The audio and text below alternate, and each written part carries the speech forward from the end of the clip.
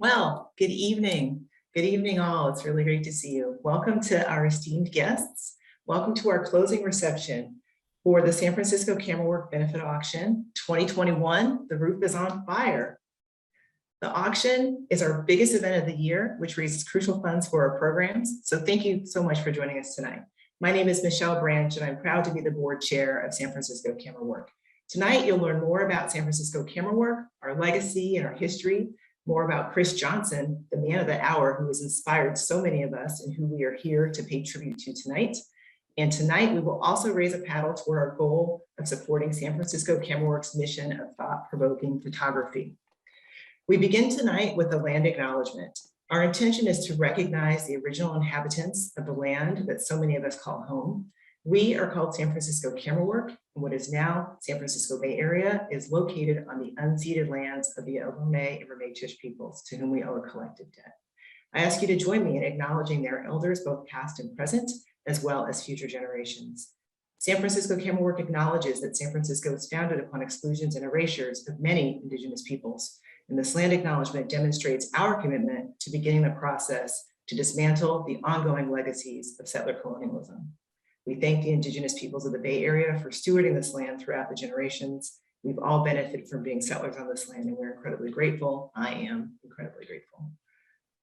Please let us know where you're joining us from in the chat. You can include the present name of the place and the name of the original inhabitants.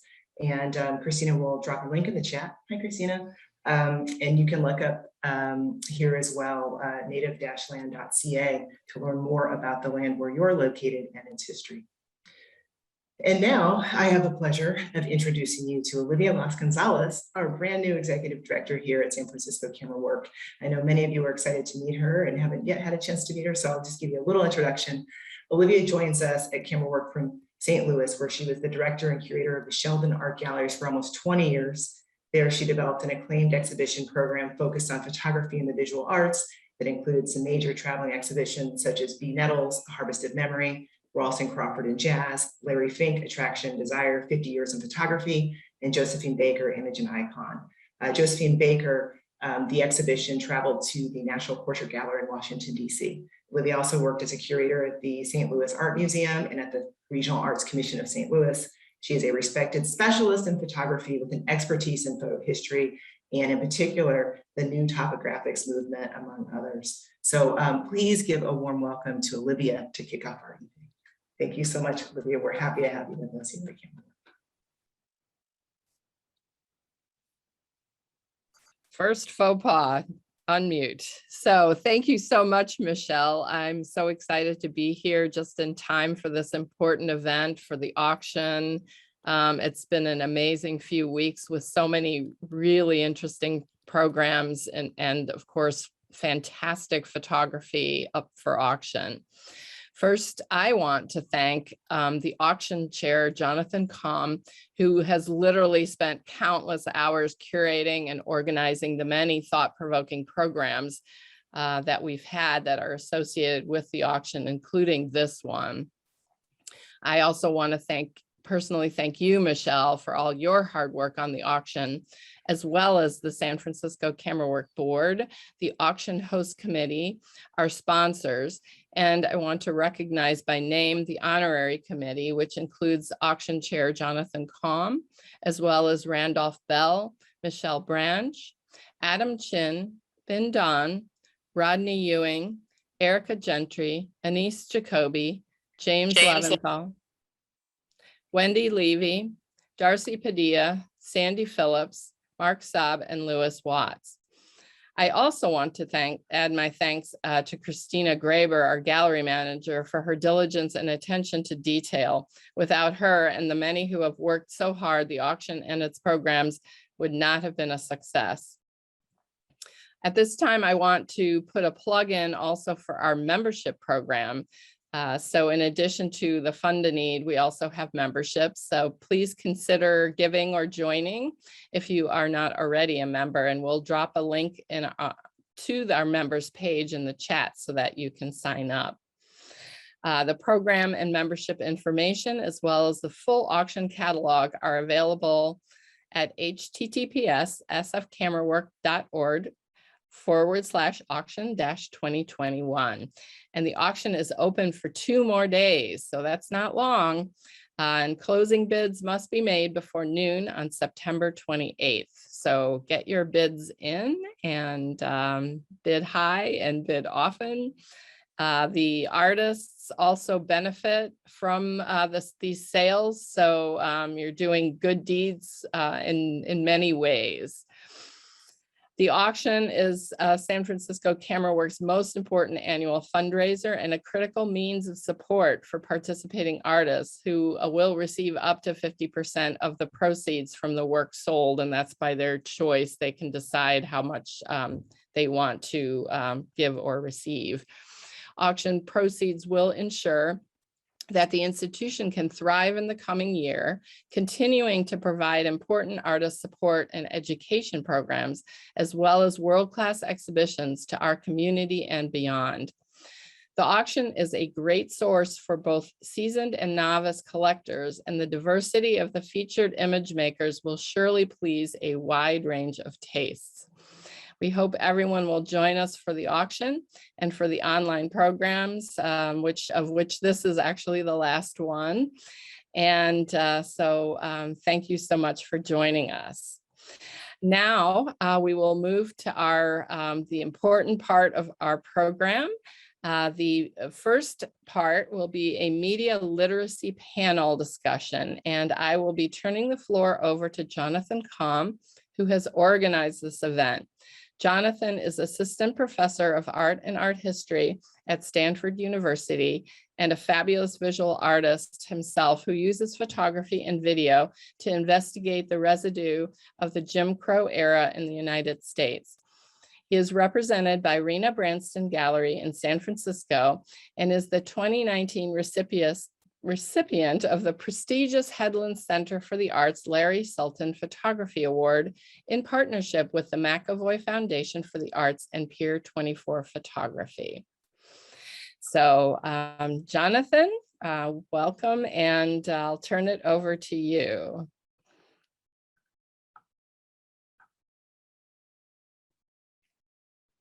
Jonathan. You're muted. Hi. I love the mute. All right. At least I'm not the only one. No, I join you in that. I'm sure it won't be the last time tonight. Well, I want to welcome everyone to a very special evening.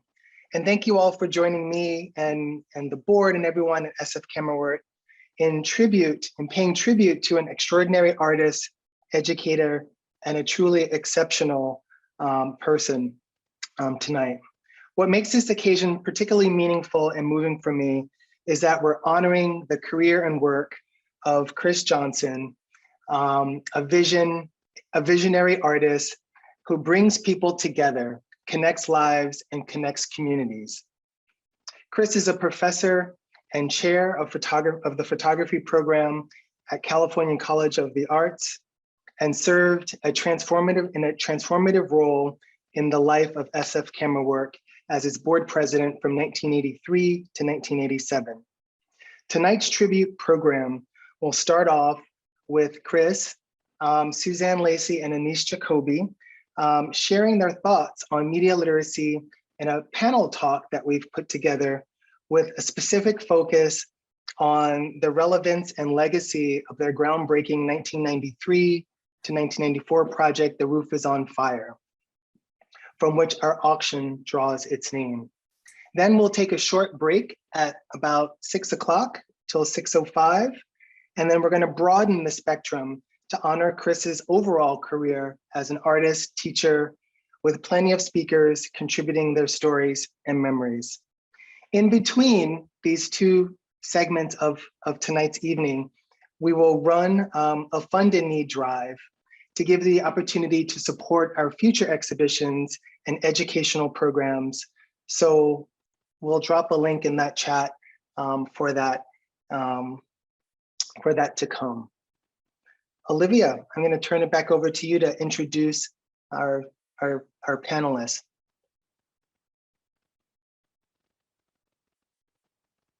Yes, thanks so much, Jonathan. We are so excited to introduce our luminary panelists. In addition to Chris, we have Anise Jacoby, who is a writer and artist whose major public art projects include City of Poets, Teens plus Education plus Art plus Media, and Undercover. These programs in schools and community work with diverse constituencies from refugees to youth police relations. Her book, Street Art San Francisco, is a seminal reference showcasing the power of public art. She was Director of Public Relations at SF MoMA, Director of Public Events at UC Santa Cruz, and Curator of Cultural Encounters, Mission Muralismo at the DeYoung Museum. She has just completed a series of lectures on artist activism for San Francisco State and UC Berkeley.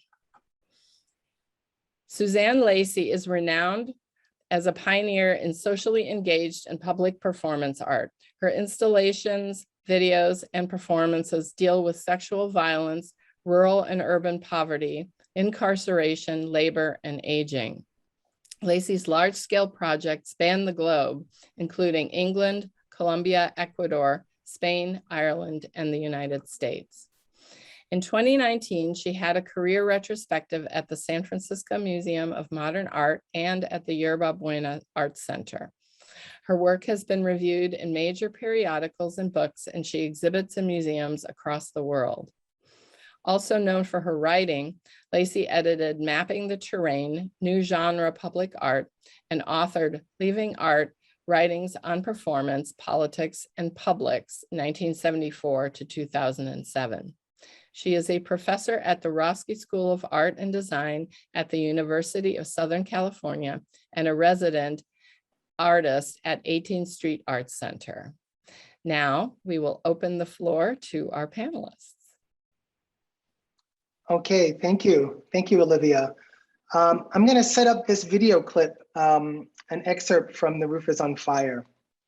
This is a program, this is an event that occurred 30 years ago and featured 222 public high school students in an unscripted, unedited conversation on issues concerning family, sexuality, drugs, culture, education, and the future, as they sat in 100 cars parked on a rooftop garage with more than 1,000 Oakland residents listening in.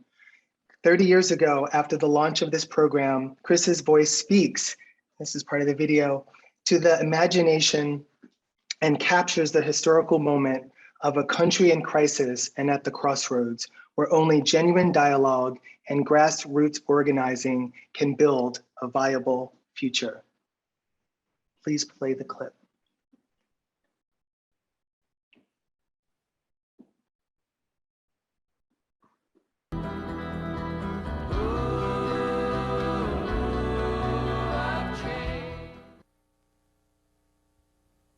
If you're gonna stereotype a person for a long time, they're gonna start acting how you stereotype them. Oh, he black, he killed, he do this, he do that, he do this. Well, if everybody gonna focus on that main point in my life, then I might as well do it. I can't, there's no other way out. I can't be accepted for who I am and trying to change and portray a certain image because I'm black or because I'm young. I'm a little adolescent, I'm 16 years old. I'm trying to make something of my life, but nobody won't help me, so I gotta do it all by myself. I will stand up and shout it across the world. I'm so happy to be a descent of Africa that you just don't know.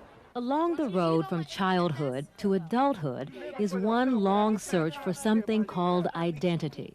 Who am I? Where do I stand in society? I mean, what y'all think? More and more, teenage identities are being influenced by a questionable source, television. Every day in the news, there are stories about violence and drugs, sex, breakdowns in discipline. I mean, all of those things have teenagers as the problem. Everything that we do every day is stereotyped, from the way we walk, from the way we talk, from the way we eat, think, feel, sleep. So all of these will be groups of cars. It was 3 years ago when Suzanne Lacy and Chris Johnson first came up with the idea of turning teenage voices into a work of art. And from the beginning, they knew a major theme of their project would be teenage stereotypes in the media. In our society, media is a large part of how we learn who we are. learn what our place is. We see images on television, in movies, we hear songs that either reflect or don't reflect things that we've experienced, and they all become little pieces of this mosaic that is our identity.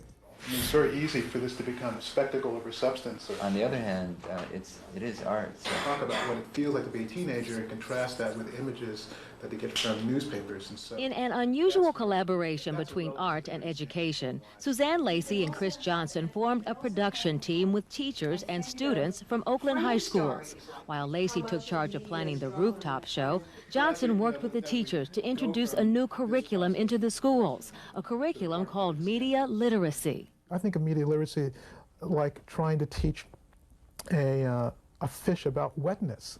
It's everywhere, and it shapes your whole way of being. And when all those images are negative, when they tell you constantly that you are less idealistic, less intelligent, less motivated, have few opportunities than generations who came before you, you feel abandoned and frustrated. When you hear that, if you heard on the news, a young black male, you're not going to think anything positive. What's positive that's going to pop in your head when you hear that? If anything, you'll say, oh, somebody got shot, somebody must have been doing some drugs, or something bad must have happened. Because that's the image, and even the blacks have accepted that. It's like, okay, yeah, I'm black, so I'm supposed to do things that are negative. I'm not supposed to succeed. I'm supposed to keep myself in this situation. Okay. At this time, I ask Chris, we're going to be in a little dialogue here in our many squares with Chris Johnson. I see Anise Jacoby there. Hello, Anise. And there is a potential for Daniela Herman. Are you here? Did Danielle get the link? Yes. Good. Okay, maybe that's okay. Well, go for it. Okay. I'll text her in a moment, but let's get started. So. Okay. All right. Thank you. I'm going to actually start with you, Anise. I would like, if that's okay. Oh, you wanted to text. I know. Well, I realize that all of us have to be like multi-armed gods to function in this world, but somehow I still am not good at texting, talking, and driving at the same time. Anyway, you know, I'll text her in a second, but happy to start because just seeing that teeny clip puts me in such a stimulated, complicated place. And I want to put a little time positioning on it because somehow it began in what you said was 30 years ago, 1991, which was not the roof is on fire, but the little baby piece or intro piece, which was Teenage Living Room, which is, I think, where it began, which was a mini version.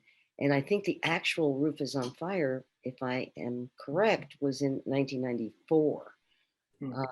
And not that we have to like mince every year, but because things are shifting so dramatically and so rapidly, literally, as Chris was already saying, of how media is a force, an agency, the medium of our lives increased even in that time.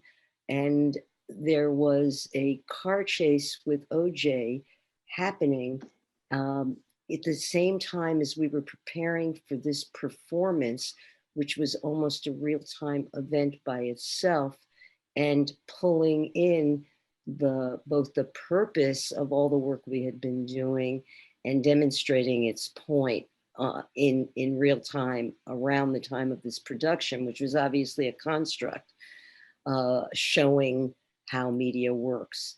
And I think that I can't underscore enough something I said during the gatherings at SF MoMA during Suzanne's retrospective, which is that to look at the, quote, perception and reality of youth at the time we were doing this work was motivated by the fact that youth were an object of interest, mostly negative or tantalizing in the media, but not much of a participant in shaping the media, definitely at the mercy of the way they're characterized in the media, affecting how they see themselves. And the purpose of our work was to develop some critical thinking on who you want to be and who you're told you should be, and how to understand the both social, political, and cultural realities that you're swimming in. And I think you can see from Lakeisha, who was kind of, I called Lakeisha last night and she was going to try to join us, but maybe we'll get lucky. Very perceptive person who already understood both the limitations and the infinite potential of her condition as a young Black woman growing up with little advantages in Oakland. But the reality is that all the things that were primary pressure points of being a young person are the same now. The difference is that youth had no voice in the media. We began, even The Roof Was on Fire as a documentary, began with the idea that when you saw the youth in the news, they were breaking windows or doing something taboo, indiscreet, as opposed to now when everyone has basically a production studio in their phone, and both the persuasion and how you see your own ability to say something and have a sense of self-determination has shifted. What hasn't shifted are all the things that we used to get the youth who participated in all of the preparation for the performance to think about. And we would get them dialoguing by getting them to argue about what was the worst thing or the best thing in their life. They could spend an hour or two arguing about the 7 worst things in Oakland.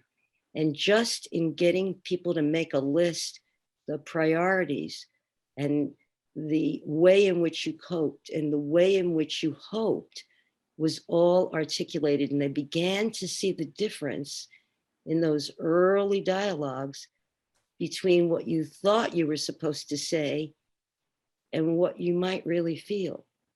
And then what you might really feel might give you a new way of thinking about how you acted in the world. Now, it might be, I'm sorry, Anise, I didn't mean to interrupt you. I maybe give you a new way to think about your potential in the world. What Lakeisha was saying in that clip was, I might as well be bad because everybody thinks I'm going to be bad. And I can remember very profoundly Chris showing a picture of a tree and getting 30 kids in a room who thought they were bored arguing about what it was. That's not a tree. That's a tree. No, it's an oak. No, it's none of those things. It's an image. And for them to be able to even realize that what they were arguing about was the wrong thing was profound. Yeah. You know, first of all, I just want to say hello to everybody. Hello to everybody. I didn't even. And thank you so much for being here. I'm really humbled and honored, but delighted to see so many people I'm noticing.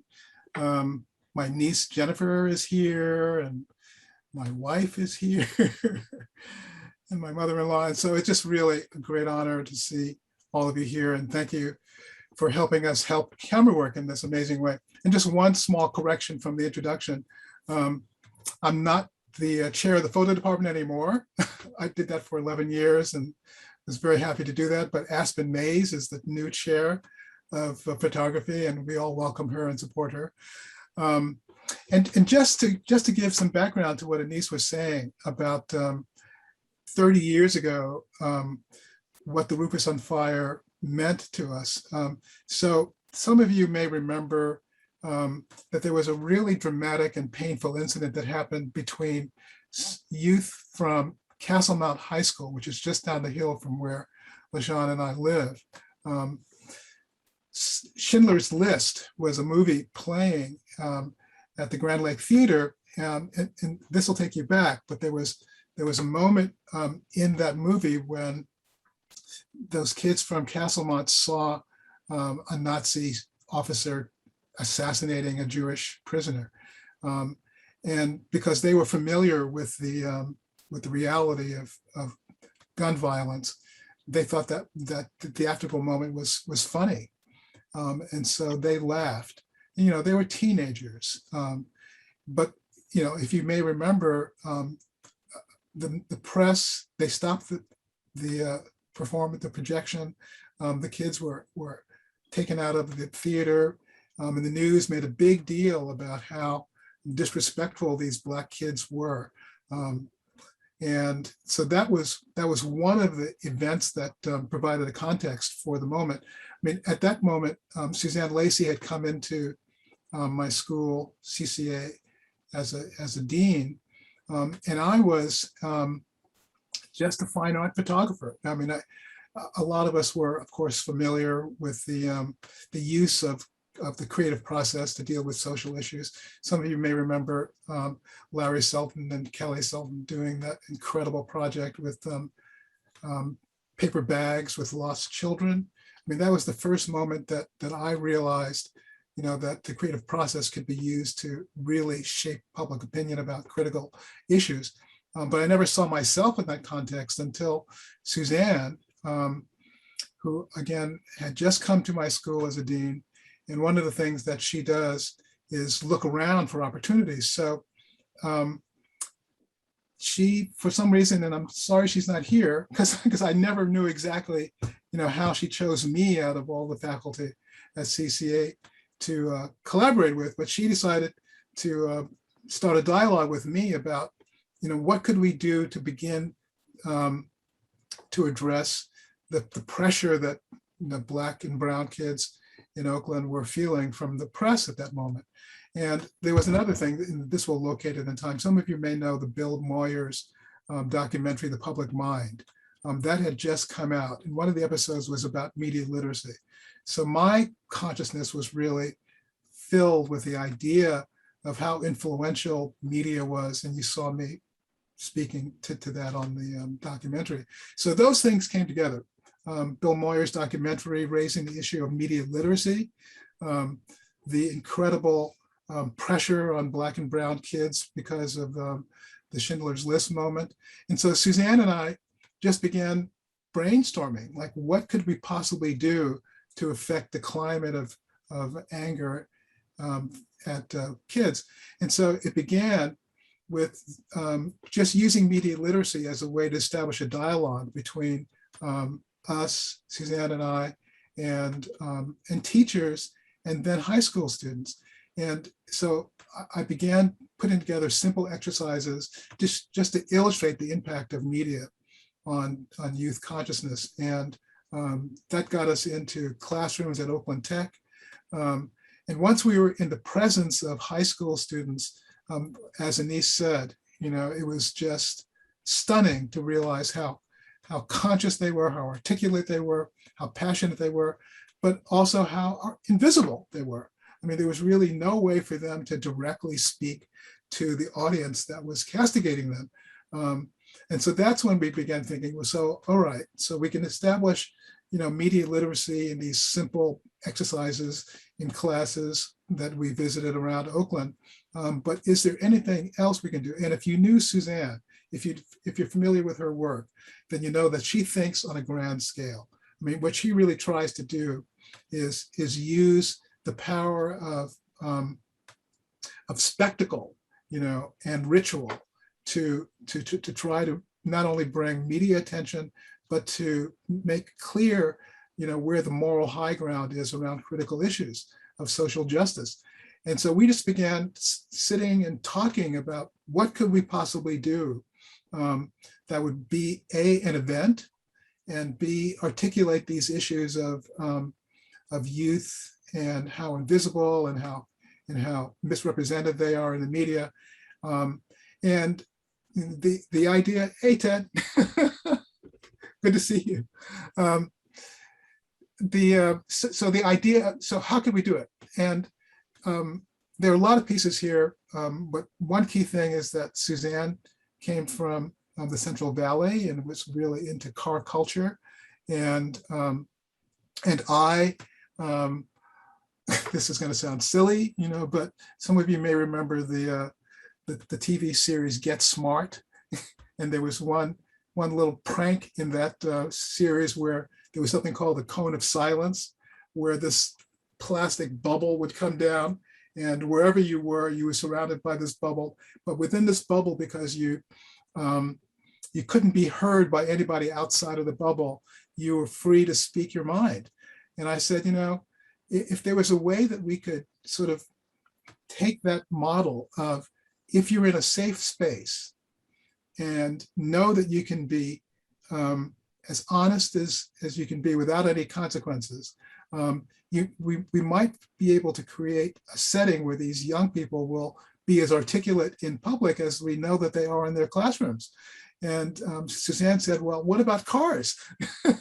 and so the thought was, could we use cars as a little theater set and energize the kids to speak, you know, as passionately as we knew that they could? And so that's, and Anise is right, that the first sort of trial run that we did of this was something called Teenage Living Room.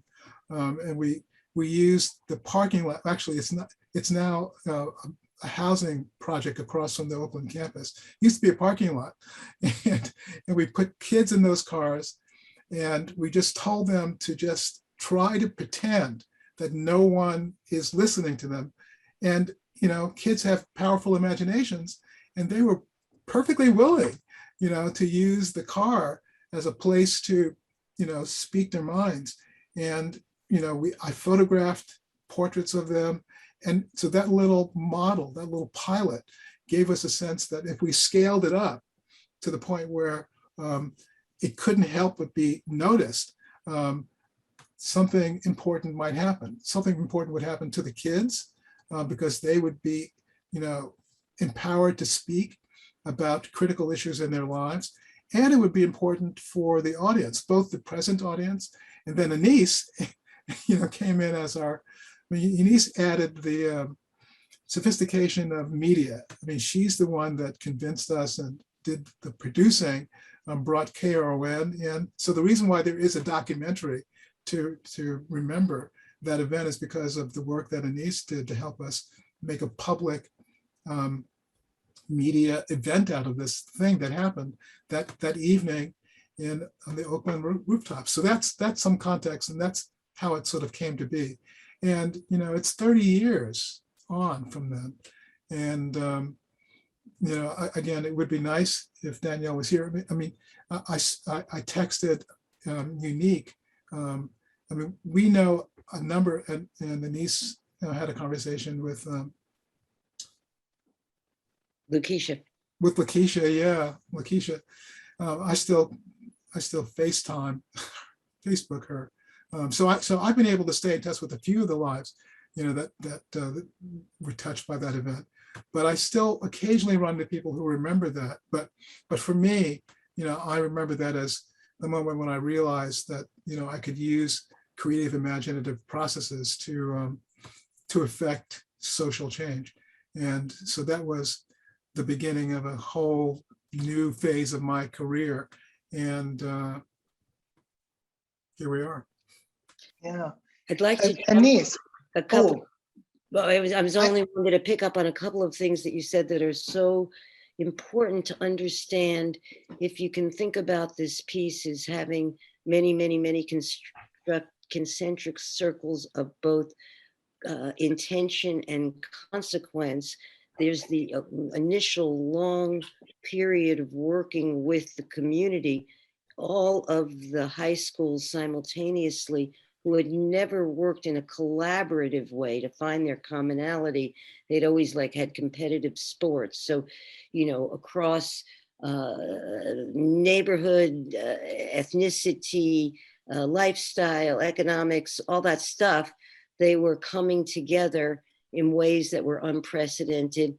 The second is dialogue. Learning to actually speak for yourself was a big factor. So you could say that the rehearsal process, which went on for a very long, many months with many different projects and aspects and many people, there were dozens and dozens of people working in addition to the teachers from the community. And then there's the media layer of it before we even get to the production layer, which was thinking of the media as the world stage that we were creating access for the youth.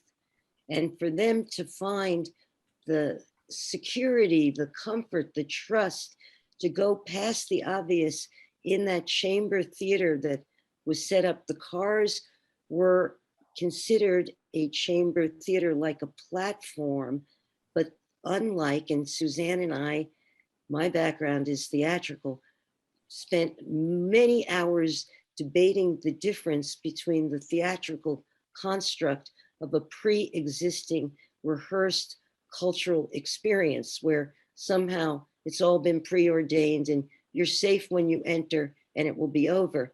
This unscripted is living experience. It's more than jazz being spontaneous, because in jazz there's a kind of pre-existing language code that you're using.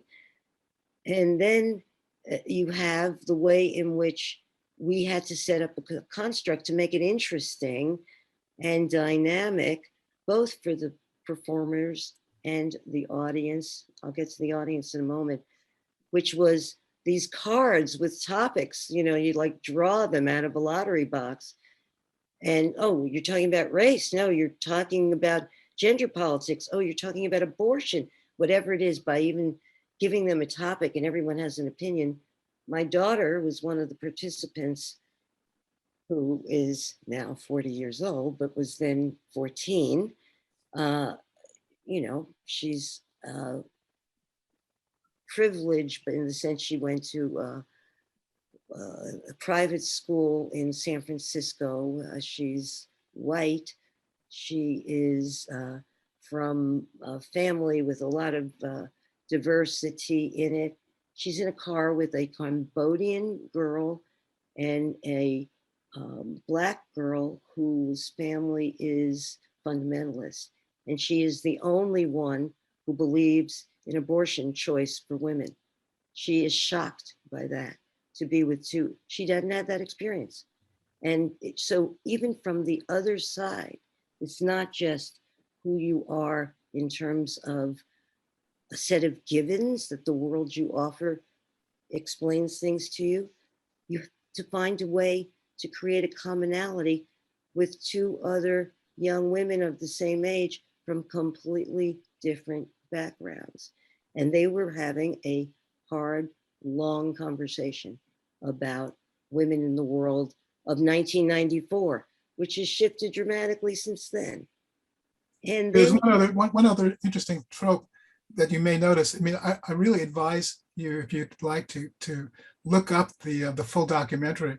But the kids, you remember this, Anise, they had badges around their necks that said "Shut up and listen." Right. Just as a reminder to the audience that their role on the outside of the cars was to keep their mouths shut, to give the kids space to speak. So there's another difference in the performance that's preconceived. The convention, you pay your ticket, you sit down, it unfolds the way it's been organized, is that you had to train the audience with a new protocol for them to not interrupt. So it's permission to eavesdrop, but not interrupt. So the kids had to get so, and even calling them kids, I feel a little last century, the youth, the powerful youth had to create enough muscle in their own confidence to learn to ignore. By the time the actual performance came, they were just ripping like rock and roll artists on the stage. They were loving the attention. And to teach the audience to just listen was fantastic. And it was like being at the flea market of possibilities, because it was chamber theater. You had the cars, I can't remember the exact number, but approximately 100. And obviously the most exciting ones were the convertibles. And you move around and, they're talking about violence. And someone said, my cousin was killed last week, and it's real. It's not a line they read in the script. It's that kid's reality. And in the next car, you have a dialogue like the one I just described, and the topics ran all over, and the mood in each car was changing, and you could shift around and not even take it all in. And when you watch the documentary, I think one of the really amazing is to watch the face of the audience. They are riveted. You don't get permission to eavesdrop that often in life. I just got an email from Suzanne. She's wrapped up in a conference and won't be able to join us. So that's unfortunate. It is unfortunate, but she has a lot to say on all of this, and we do salute her ongoing work in this arena. I wonder if there are any questions in the audience. I mean, it's a privilege to have these people here. Does anyone remember that event? Does anyone? Did anyone go to that event? Have any questions? Chris, I remember that event vividly, and I was going to mention it in my talk, so you'll hear more about it. But the influence of the roofs on fire was deep and long at CCA particularly. It certainly was a transformative thing for me. Again, if you know anything about my work as a photographer, I mean, I'm very earnest and work in a private space. I do portraiture, and I never saw myself working in the public arena in this direct way, but partly because of the impact that it had on the media. The documentary was really well received. People began thinking of me in a completely different context, and it was a radically different shift in my life. And of course, Question Bridge would have been unthinkable without that. I have a question for either you, Chris, or Anise. And that question is, you had mentioned earlier, Chris, saying that there were these simple exercises. And as I think of, being a teacher, there's a lot of teachers here on screen who are teaching similarly in terms of, what does, the meaning of images, how they impact us, how they make us think of ourselves. Can you give us some examples or an example or two of an exercise? Sure. So of course, we had to sell this concept to English and dance teachers in Oakland high schools, right? So we had to have something substantive to offer. And so one of the exercises that I did was to go into a classroom, an English classroom at Oakland Tech. Suzanne and I prearranged this with the instructor. So most of you, if you know Suzanne Lacey, she's blonde. And then there's me. And so we went into the classroom and we intentionally sat in the back of the classroom and didn't say a word. So the students, of course, were hyper aware that there were these strangers there and had no idea we were not introduced. We wanted them to really speculate about who we were. And so finally, one of the, so the teacher said, so tell me, saying this to the class, tell me who these people are. And the students had no prompts other than the way we looked.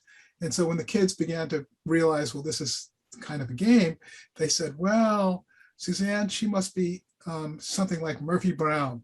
This again dates the project. And the black guy, he must be a truck driver. And so as soon as we heard those responses, we knew this is working. Okay. So, and it was interesting that there was one young woman who said, no, he's a photographer. And I wondered what gave me away. And her father was a photographer and had used to wear a jacket like I was wearing or something like that. So I said, well, do you realize what you've done? Like you've come to conclusions about our identity and our professions based on clues that you gathered from where? What is it that makes you, have any opinion at all about us, as a way to sort of give them an insight into the way that they shape identity based on cultural persuasions. So I showed them a slide then of Michael Jackson. And I said, well, who is this person? And how much do you know about who this person really is? And all you know is what you're fed by his PR. So that's just an example of how you sort of raise the issue. Another exercise that we did was we had them go to their neighborhood and come back with a list of all of the billboards and what's being advertised in their neighborhoods. So that was part one. And so they came back and they were, liquor ads and various things. So then we said, now part two, go to a neighborhood in the Oakland Hills and just look and make a list of the billboards there and what's being sold. And of course, they came back empty-handed. So we said, gee, isn't that interesting? Doesn't that say something about, the place of advertising in urban culture? So anyway, those are ideas, those are the kinds of things that we came up with that we did week after week to sort of build a constituency of these students. And did you get that launched into the school curriculum? And then I see Kim has her hand up. Well, we were launching it. We were actually doing this. If you're asking whether or not it stuck, whether anyone continued to do it, I really have no idea. I think so. I think that media literacy has a much different place in pedagogy, at the high school level than it did back then. But I can tell you there was a really exciting thing to do and really challenging. There were many concrete, the whole project joined the UNESCO Media Literacy Project, if you remember, with Pam Michaels, that codified and created, useful tools. When we were working with the cops and kids, we created a series of training films. When we were working with Expectations, which dealt with teen pregnancy, one of the assignments that was very fruitful were to make their own advertisement. We had cheap little cameras, they rehearsed them. The act of writing and advertising from a point of view that mattered to them turned out to be very constructive. They wrapped somebody up in newspaper in a rocking, who's in a rocking chair, and what's in it, and turned out to be a pregnant girl. And it was almost like, don't believe what you read in the papers about people. They were as creative as any human beings who are given the opportunity to do so on things that matter to them. And even I think there were dozens of workshops, really even learning how to care about thinking, where they were challenging each other. A lot of it was setting up situations where they were empowering themselves by learning how to think about ideas in the world around them.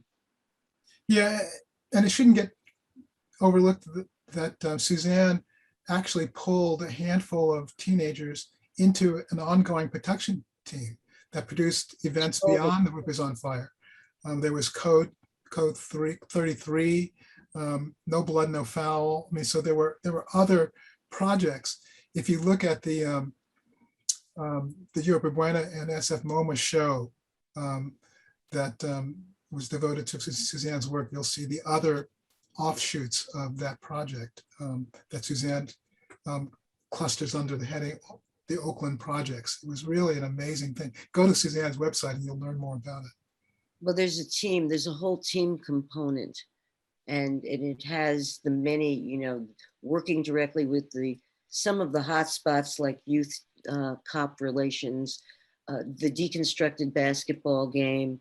All of them were extremely useful. Oops, sorry, my phone is dinging. Any other? Hey, Kim, I think Kim had another question. Well, I was just going to ask Chris, I've really seen the Roof is on Fire and the legacy of your and Suzanne's work as really setting the stage and kind of like the roots of social practice being born at CA for the whole United States. So you were really part of that dialogue and central to the dialogue that set those seeds that went on for another 2 decades that are now where all of our students are kind of like reaping the benefit of that much later. But what you did and what Suzanne did was central to that kind of growing up of the practice of social practice in higher education in general. Thank you, Kim. I really appreciate that. Yeah. It was an exciting moment to be a part of, I have to say. We really do have a different vocabulary now talking about these issues than we ever did before. Teachers, who want to explore these issues have much wider resources than Suzanne. Suzanne and I were sort of making it up on her living room floor, just trying to see whether or not it was possible to interest teachers enough in supporting us in raising the money. I mean, that's another piece of it that Anise knows a lot about to make this happen. No, that's more Suzanne than me. Yeah, that's true. Yeah, no, I mean, we all participated in that but the money was substantial relative to other art efforts, but it was pennies on the dollar that we achieved in terms of production impact, in-kind services, recruiting people. I mean, Chris is right to focus on the fact that the teens themselves became a production unit and recognized their own capacities in many ways. And even when we were in the meeting with the honorary committee to honor Chris, one of the students who had been in it was on that committee. So I think that it keeps being generative and expansive as a means of creating a public art piece that grows. But also my point that I made in the beginning is that now we're in a different climate. Social media and everyone having a participatory voice has changed the equation in, I hope, more interesting ways. But the seeds of it were there with what we were doing then. But the need for media literacy hasn't changed. If anything, it's grown because people need to be more discerning than ever. That's right. Well, again, we're missing critical voices here. I'm really sorry Suzanne couldn't have been here. And I'm sorry we don't have a chance to talk to one of the students, because it would be fascinating for me just to hear, 30 years on what it meant to them to be in the project. But I think you get the idea. And again, I really invite anybody who wants to know more about it to look at that great documentary that was made of it. Yeah. It's wonderful that it's still there. Yeah, and what I would say to that is I feel we've been in communication with many of the youth from that period, and they are doing amazing things. A lot of them are doing amazing things in their lives. I mean, each conversation I've had with each of you, including Suzanne, like you all gave me like trees of more youth to contact. And as I'm looking at their profiles on LinkedIn and the nonprofits that they have started up and the work that they're doing, they're busy. They are in the community making work. And I think I do miss them in this moment, but I also acknowledge that they are in the community making the work happen, and in some cases, some very successful. Is there? Let me call out one person. Yeah, go for it. So if you have sharp eyes, you'll notice the young Amana Harris as a high school teacher in that little clip. Amana Harris has gone on to be the director of the Center for Attitudinal Healing in West Oakland. She's a highly sophisticated teacher and community activist. So if you want a quick reference to somebody who definitely was sort of inspired by the Roof is on Fire and gone on to sort of perpetuate the legacy. Amada is a perfect example. Yeah, there are many actually, and they remain connected to each other, because that's I'm again sorry that Danielle wasn't with us, but last night when she just texted that she had an emergency and she's very sorry she couldn't join us, but she remains in touch with several people, and it's like being an alumni of an important experience that most youth didn't have. They consider it sort of special in ways that you know they remain grateful for. And Monita is still active as a writer, and Anita has gone on to be one of the advocates and created a road show about women with breast cancer, just as other examples. But I know that the list is long of people who have done pretty wonderful things, and proud of them. And I really appreciate Camerawork giving us an opportunity to even share what's left of it with you. It's really great. Thank you for inviting us to do this. Okay, well, thank you, Chris. Thank you, Anise, for sharing this work with us and comments today. And all the artists that participated came up with some interesting ideas of what that meant for them today. Some of which was the song about the roof is on fire. Some of them, it was the global roof that's on fire. And those are also areas that, you know, do need a lot of literacy as well. So I thank you both for your time today on this topic. And so let's give a round of applause for that. Jonathan, may I say something? We have someone in the chat who says he's here, Hussein Rashid, who says he was part of this and was one of the students and would like to speak. Okay, thank you, Michelle. The NFT artists as well. If it's Hussein Rashid, then he's also has a piece in the auction. That's right, James. Okay.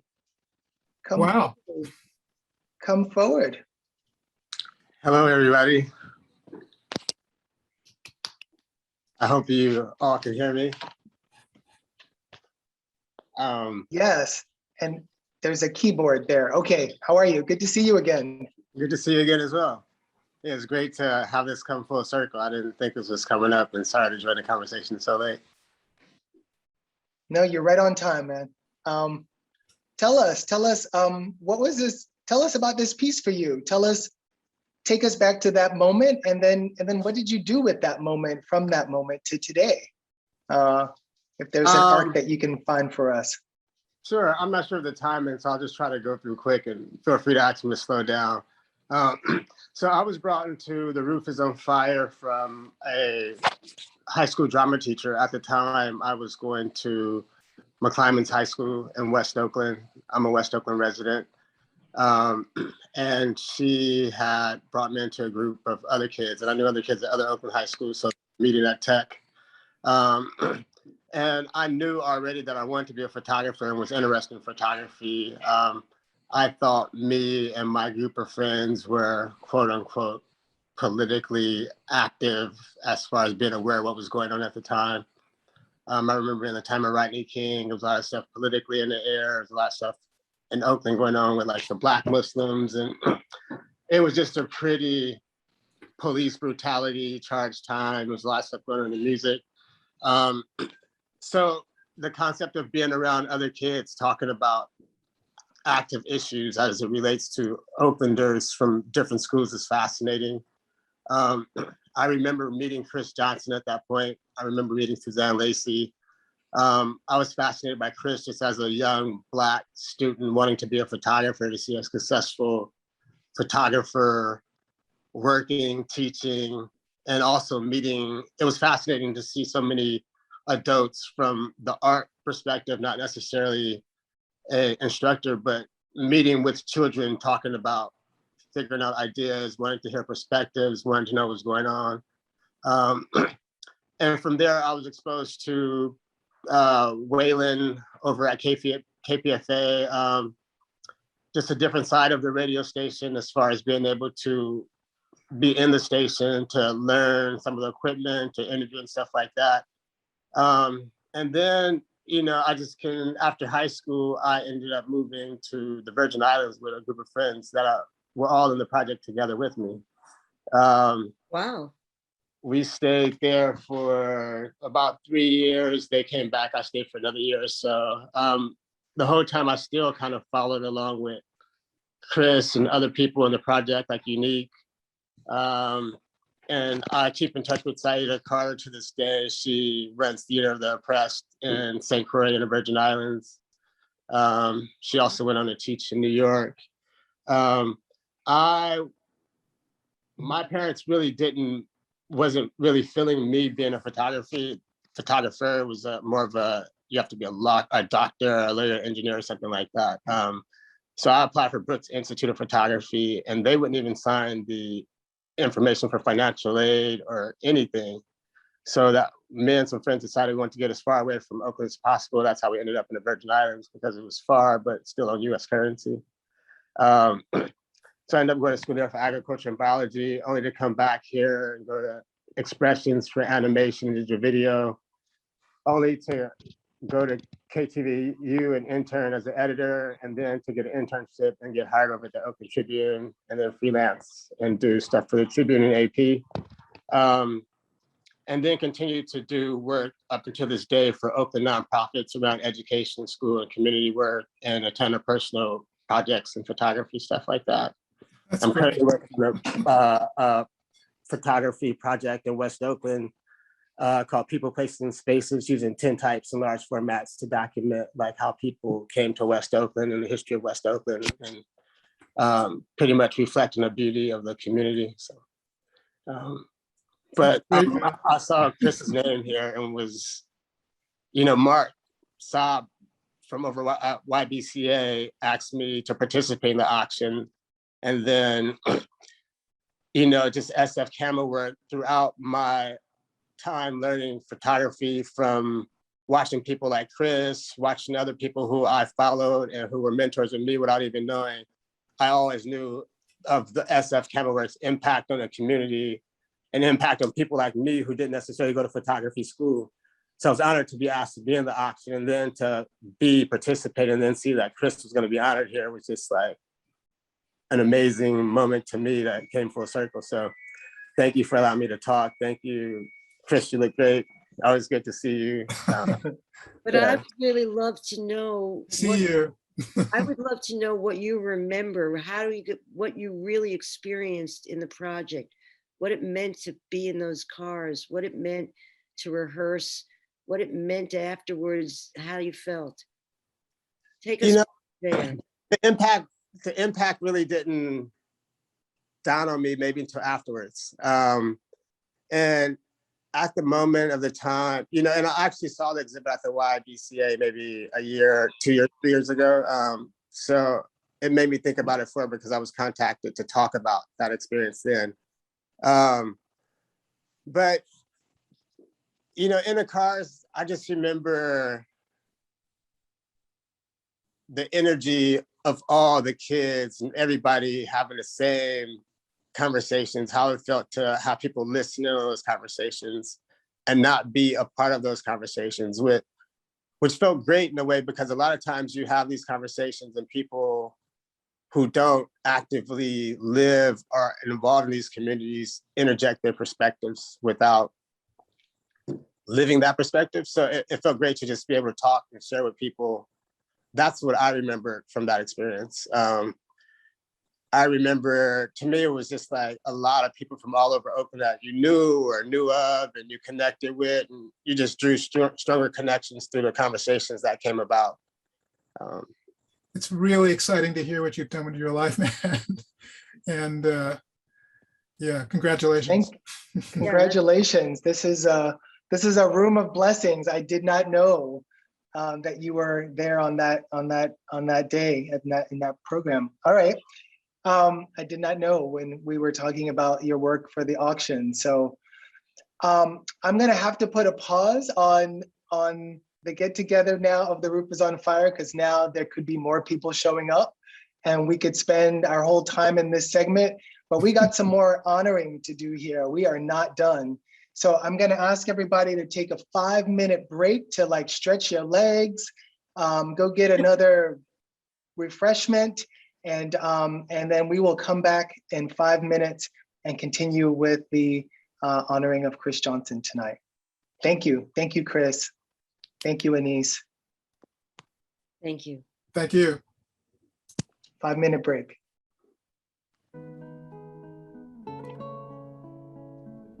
Okay, welcome back, everyone. Welcome back. All right, we're a little behind schedule, but we will pick it up, as they say in the industry. I would like to bring forward and introduce Alexis Gordon. There you are, I see you. Hey, Alexis. Alexis is our Vice President at Camerawork and Chair of our Community Committee, has also been a board member since 2016, and has been our auction chair from 2016 to 2019. So thank you for the baton of sorts, Alexis. And I'm going to turn it over to Alexis. Welcome. Hi, everyone. Thank you so much, Jonathan. It's my pleasure to be here, especially to pay tribute to Chris Johnson. Being involved with SF Camerawork is so important to me. And as I think you know, I've worked on the auction for several years, so I know how hard you've been working, Jonathan, and just thank you so much, and bravo to you. I want to be sure that you all know how important the benefit auction is to the income of SF Camerawork. So thank you all. I was going to say a few words with my board members, my fellow board members, Dave Elving and Mark Merman. Dave, would you like to get started? Yeah, thank you so much, Alexis. You know, it fell to me, I impressed my fellow board members today with my former history of working at NPR. So it was on me to do the hard sell for the fundraising. But before I do that and get into those stats, I wanted to take a moment. I'm going off script a little bit here, but as Jonathan said, I know we can pick it up. I just wanted to acknowledge the artists who have joined us here today. You know, I had the pleasure of seeing Chris present Question Bridge last year on a program here at San Francisco Camerawork. And in the course of the conversation with our current board president, Michelle Branch, he said Camerawork was created by artists for artists. And that was just incredibly clarifying and really wonderful to hear. And it's really where a lot of the fundraising that we do for the organization is so we can support artists like Chris and others. So I know I'm putting some people on the spot, but I wanted to call out friends who are here, people like Bin Don and Erica Demon, Ron Johnson. I think I saw Judy Dater. There might be a few other people I'm overlooking, but I just wanted to acknowledge the artists who are here.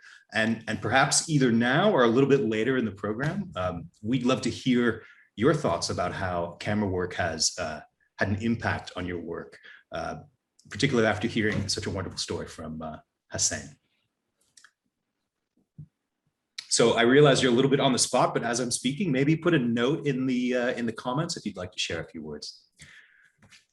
For now, could I get our slide deck up? I wanted to share some information with all of you.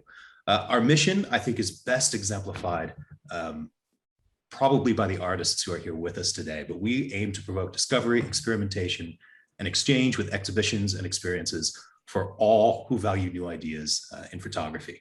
And the artists who are here with us today, I encountered their work at San Francisco Camerawork. Many of us have, and it provoked discovery and experimentation for so many of us. So thank all of you who have given of yourselves and your talent to Camerawork.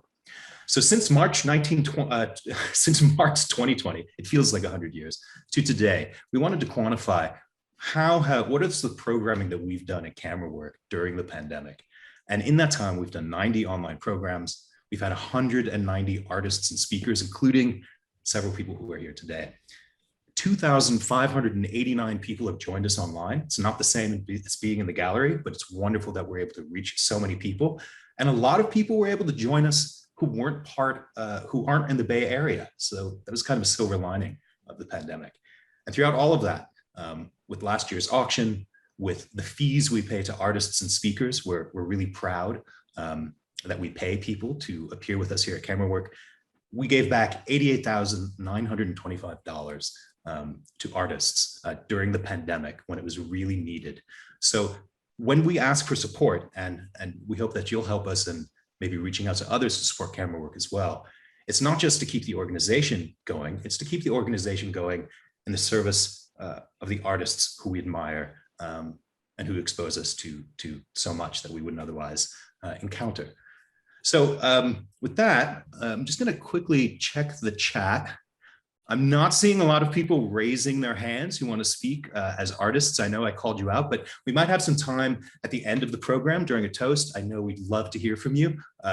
You're why people like Alexis and Mark and myself volunteer our time and serve on the board. So with that, I want to go quickly through the ways you can give and what the different levels of giving do at Camerawork. So you'll see at the bottom of the screen, there is a number where you can text and make a donation. But for many people, it might be easier if you want to give through a donor advised fund, or if you prefer to write a check. Let us know. You can connect with us at our website, sfcamerawork.org. We would love to accept your donations in any way that you can give them. So we'll start off with the partner level. This is a lot, but if you know of people, or maybe you and a partner could get together, for a $10,000 donation, that sponsors an exhibit for us at SF Camerawork. It's a huge benefit to us, and it will be really important as the pandemic eases, as we start getting back into physical spaces. That $10,000 donation helps us be together in the real world experiencing work. So the next level after that, $5,000. This is still, as ever, really important. This actually helps us cover the materials and labor for an artist. It's easy to lose sight of that when we're just online, but when we have a physical installation, $5,000 for painting the walls and putting up the tape and making everything look perfect. I know you can see someone's gonna text me. We have our friend who helps us install stuff. We have to pay for all of that. Your donations make it possible. Moving along quickly, I think the next level we go to 2,500. This, you can see a lot of happy faces here and some friends. I see Jonathan and there's me and Michelle. This is from a recent program we just did, our closing remarks and toast. $2,500 covers a month of online programming for us. And the way we calculate that is we look at our fees that we pay to artists and about how many we have. This allows us to really bring voices to you for a whole month online. Even as we go back to being in person, we're still going to be producing online programming and reaching out to as many people as we can. So just to quantify where your support goes, $2,500 can help us with the month of programming. Zip through the rest of them. You can guess what's next.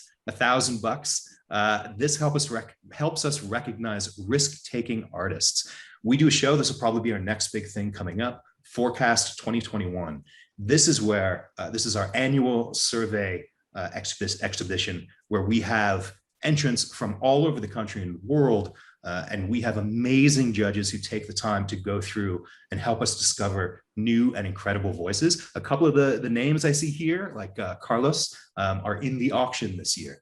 $1,000 helps us give an award that means something in the photographic community and means something to these artists.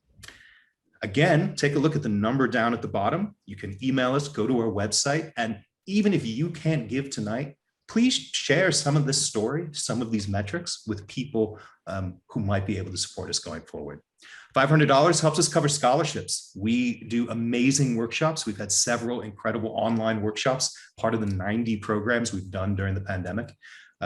As we get back into the real world, we'll be able to be together, and we want our programs and workshops to be as inclusive as possible. And not everybody can pay the fees to be part of our workshops, but we want those up and coming artists to participate. $500 donation helps us give those scholarships. At the $250 level, this is where we're at $300. I got my math wrong.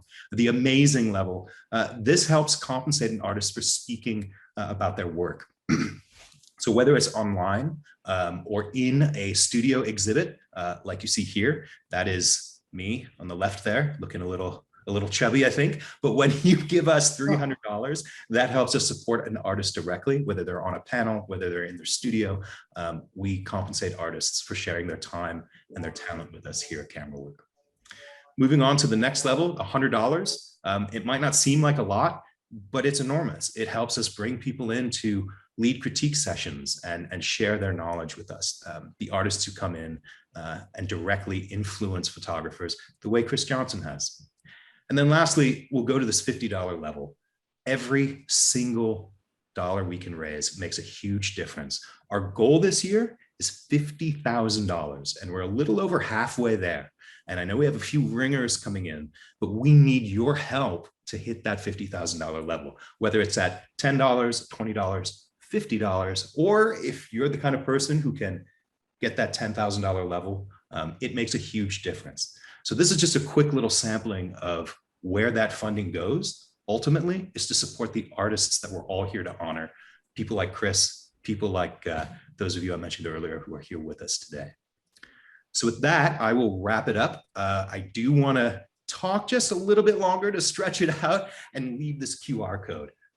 If you didn't get the number, if you'd like to take a look at those levels again, or if you just want to get the link and send it on to people who might want to join us at Camerawork or support us directly, you can take this QR code with your phone, take a look at our giving levels, make a donation, share it with others who might be willing to support us.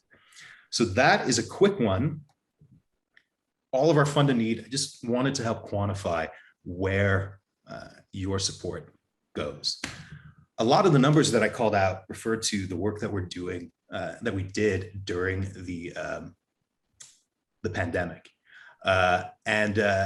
One of the things we're excited about as we emerge post-pandemic is looking forward. What's the future of camera work as we start to emerge in the world and be with each other again, see work in person? What's next?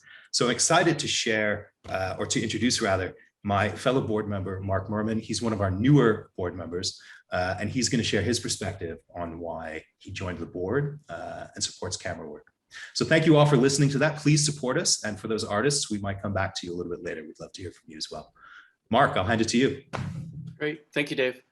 Thank you, everybody. I am Mark Merman. My day job is photo editor at Mother Jones. I also teach at the Art Academy University here in San Francisco. I am, as Dave mentioned, probably one of the newest board members, along with Susan Malone, and came right behind Jonathan, who I have to, he's getting a lot of applause and cheers today, but he deserves all of it. It cannot be overstated how much work he has put into this auction and how amazing it has been. And so hats off to you, Jonathan. It's a hell of a way to spend your sabbatical. I'm sorry, but thank you. Anyway, so as Dave said, I'm one of the newest board members here, and like a lot of you, I have kind of a sort of long, circuitous path into camera work, and that's kind of what makes camera work so great, is that it kind of it drew me in as this small, very kind of community-oriented organization.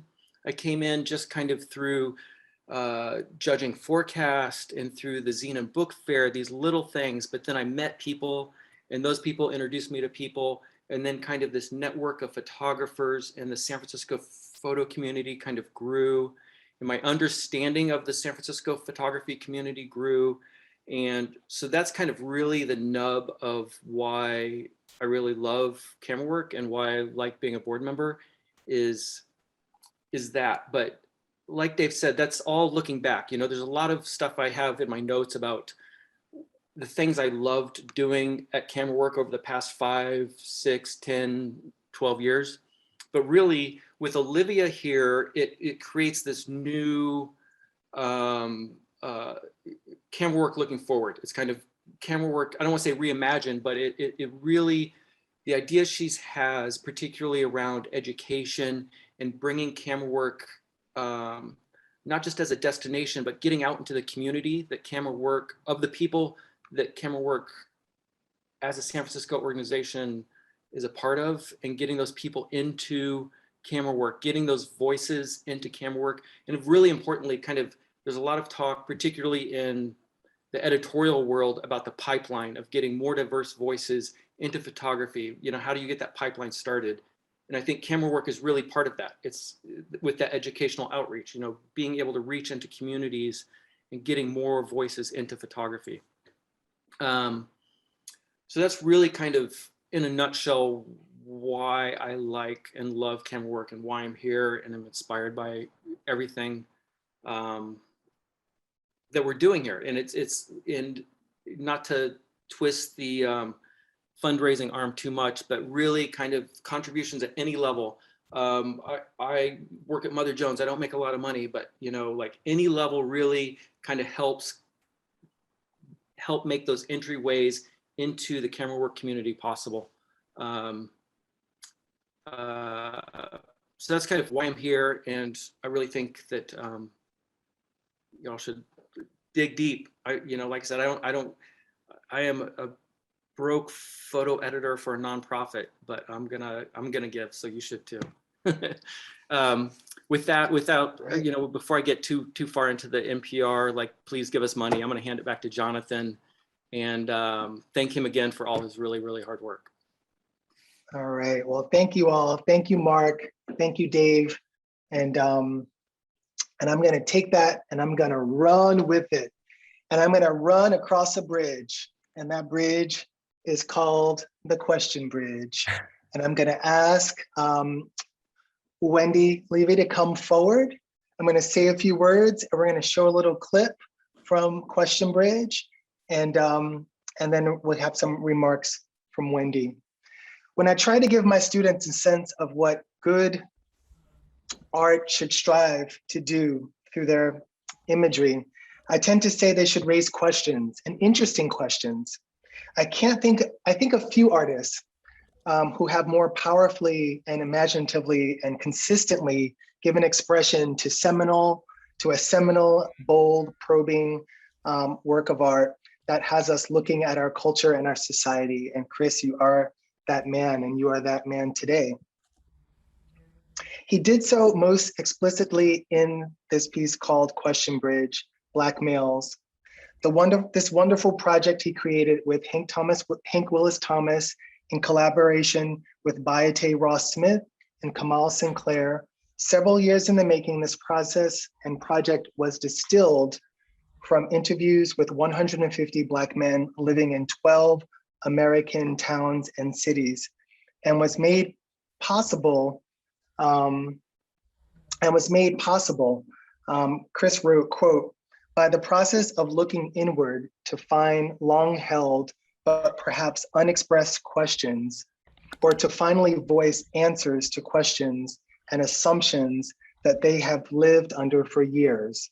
The intention of Question Bridge," he surmised, was, quote, "to show that Black men have answers to the questions that challenge Black men in America."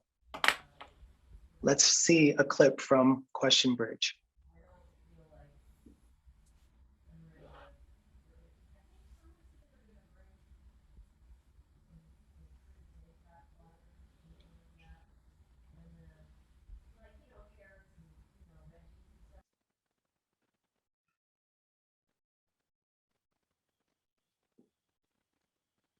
Black man. Do you want to get out of the situation that you're in? What is the reluctance for taking responsibility for improving our communities? Are your children better or worse off as a result of your involvement? Why wouldn't you be happy with your son being gay? Why are you so violent? Why do you have that take mentality? Why are you afraid of being intelligent? Why? Why? Why? Why? Why? Why? Why? What I want to know is why?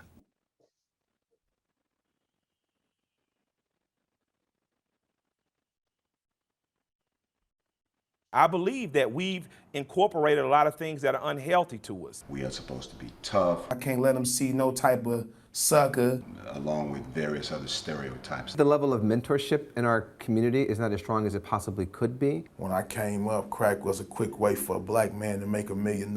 Sometimes I think because we think we're Black, we're some other kind of human beings, but we're just like most other human beings.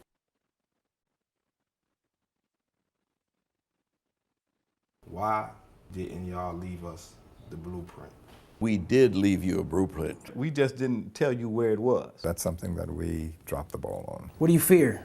That something will harm my children. I fear success. Am I the only one who has problem eating chicken, watermelon, and bananas in front of white people? I don't know, bro. Y'all niggas crazy. That word, we have to stop using it. I think black people can say nigga anytime they want. How dare you? What right do you have to use this word? A lot of nigga questions for the rapper. What is common to all of us that we can say makes us who we are? This is the easiest question in the world to answer. The thing that we have in common is that we are male and we are black.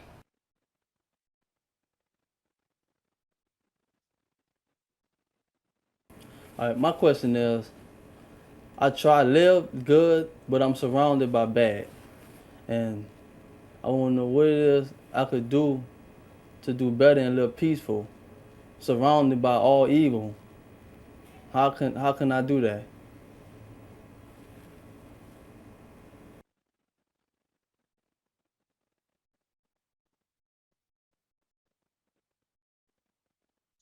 Thank you. Okay, Wendy. Wendy, it's time. Wendy is the current executive director at Alliance for Media, Arts, and Culture. Wendy has many awards. I'm going to focus on just a few. She's a recipient of the Princess Grace Statue Award for distinguished contribution to the media arts field. She is also focused on facilitating collaboration, innovation, and leadership and cultural impact in the media field as a whole, leading groups like Hatch Labs, Arts to Work, and the Innovation Studio. Arts to Work launched in 2018 with the very first federally registered national apprentice program in media arts and creative technologies, a new initiative representing the hope for the future of creative work in the US and a path out of poverty for a new generation of diverse artists and storytellers. I'm going to turn it over to you, Wendy. Welcome to the room. Thank you so much, Jonathan. It's so amazingly wonderful to be here for Camerawork and for Chris, especially. I've known Chris, God, I think it was 2011 when we first worked together on Question Bridge. I was currently at BAVAC, the creative director at BAVAC, and we had early MacArthur funding for one of the first new media labs in the United States that was looking at nonfiction work.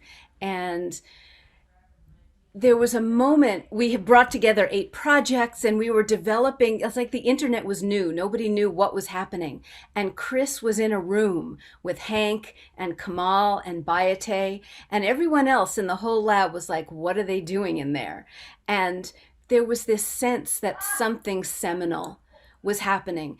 And the thing that really, Chris, it was such an extraordinary time because the technology was so new, no one knew really what to do with it. And you had this project that was all at once an exhibition, video installation, but it was becoming before our eyes a mobile app, the ideas for feature film, a book, a curriculum, a program Bible, and then to take shape as an installation at places like the Exploratorium, the Brooklyn Museum, the Oakland Museum.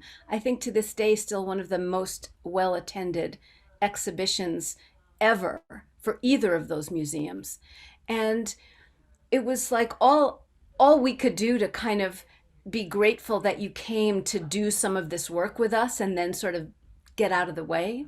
But the thing that I really, so many new ideas came out of that time. Going from dialogue to megalog, the idea of what happened on a mobile phone mattering, right? That at that point, it was only like, oh, you could watch a show on your phone. But this was, you guys were going deep with it. And we were just kind of developing on the fly. But the thing that really has always stayed with me from that time is your generosity of spirit and creative agency and your ability to take the new ideas that were emerging in that room and say yes and to everything, really encouraging all the artists in the room to find their true voices. And then you made the letting go that's part of co-creation a little less wrenching. And we had so much to let go of in light of the technologists in the room and the activists in the room and the art that was trying to get made. So it was just such an honor to be a witness to this process that you were part of. I mean, and I don't know if a lot of folks on this call know, but Chris came with me to the United Nations the following year. Once Question Bridge had really gotten its legs into American culture, and we were invited really to raise awareness through the NGO section, folks working boots on the ground in conflict zones in the developing world. And Chris gave a presentation where hundreds of people in this audience at the UN they were rapt, really understanding for the first time maybe how stories both wield and interrogate power and build community and solidarity. And it feels like Chris has been doing that ever since. And I'm so thrilled that the minute I knew that Chris might have a little bit more time in his schedule, I jumped on him and invited him to join the board of the Alliance, and this year he became president of the board. And it's already been such an extraordinary partnership, and there's so much more we're going to do together.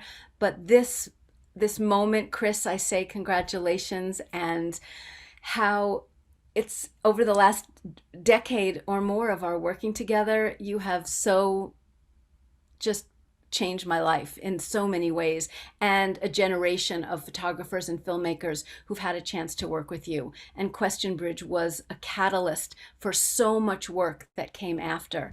And I'm here to facilitate and help with the next decade or two, I hope. So Jonathan, thanks so much for the opportunity to be here, to honor Chris, and to just be part of the story of camera work. It's really fantastic.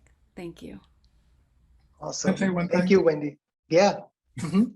Wendy, I'm so moved, of course. And we remember, back in the days when these, as you said, were just ideas. You remember a conversation that we had sitting at a little cafe in Lakeshore, and I was trying to explain to the great Wendy Levy this thing that we were doing. And when the moment that you got it, I mean, what I had as a absolute experience was that Wendy Levy understands what we're trying to do. Everything changed in that moment. So I just wanted to thank you for being receptive to that. I just had to understand the greatness that was already there, because I was, of course, interrogating my own, like, why are they even talking to me?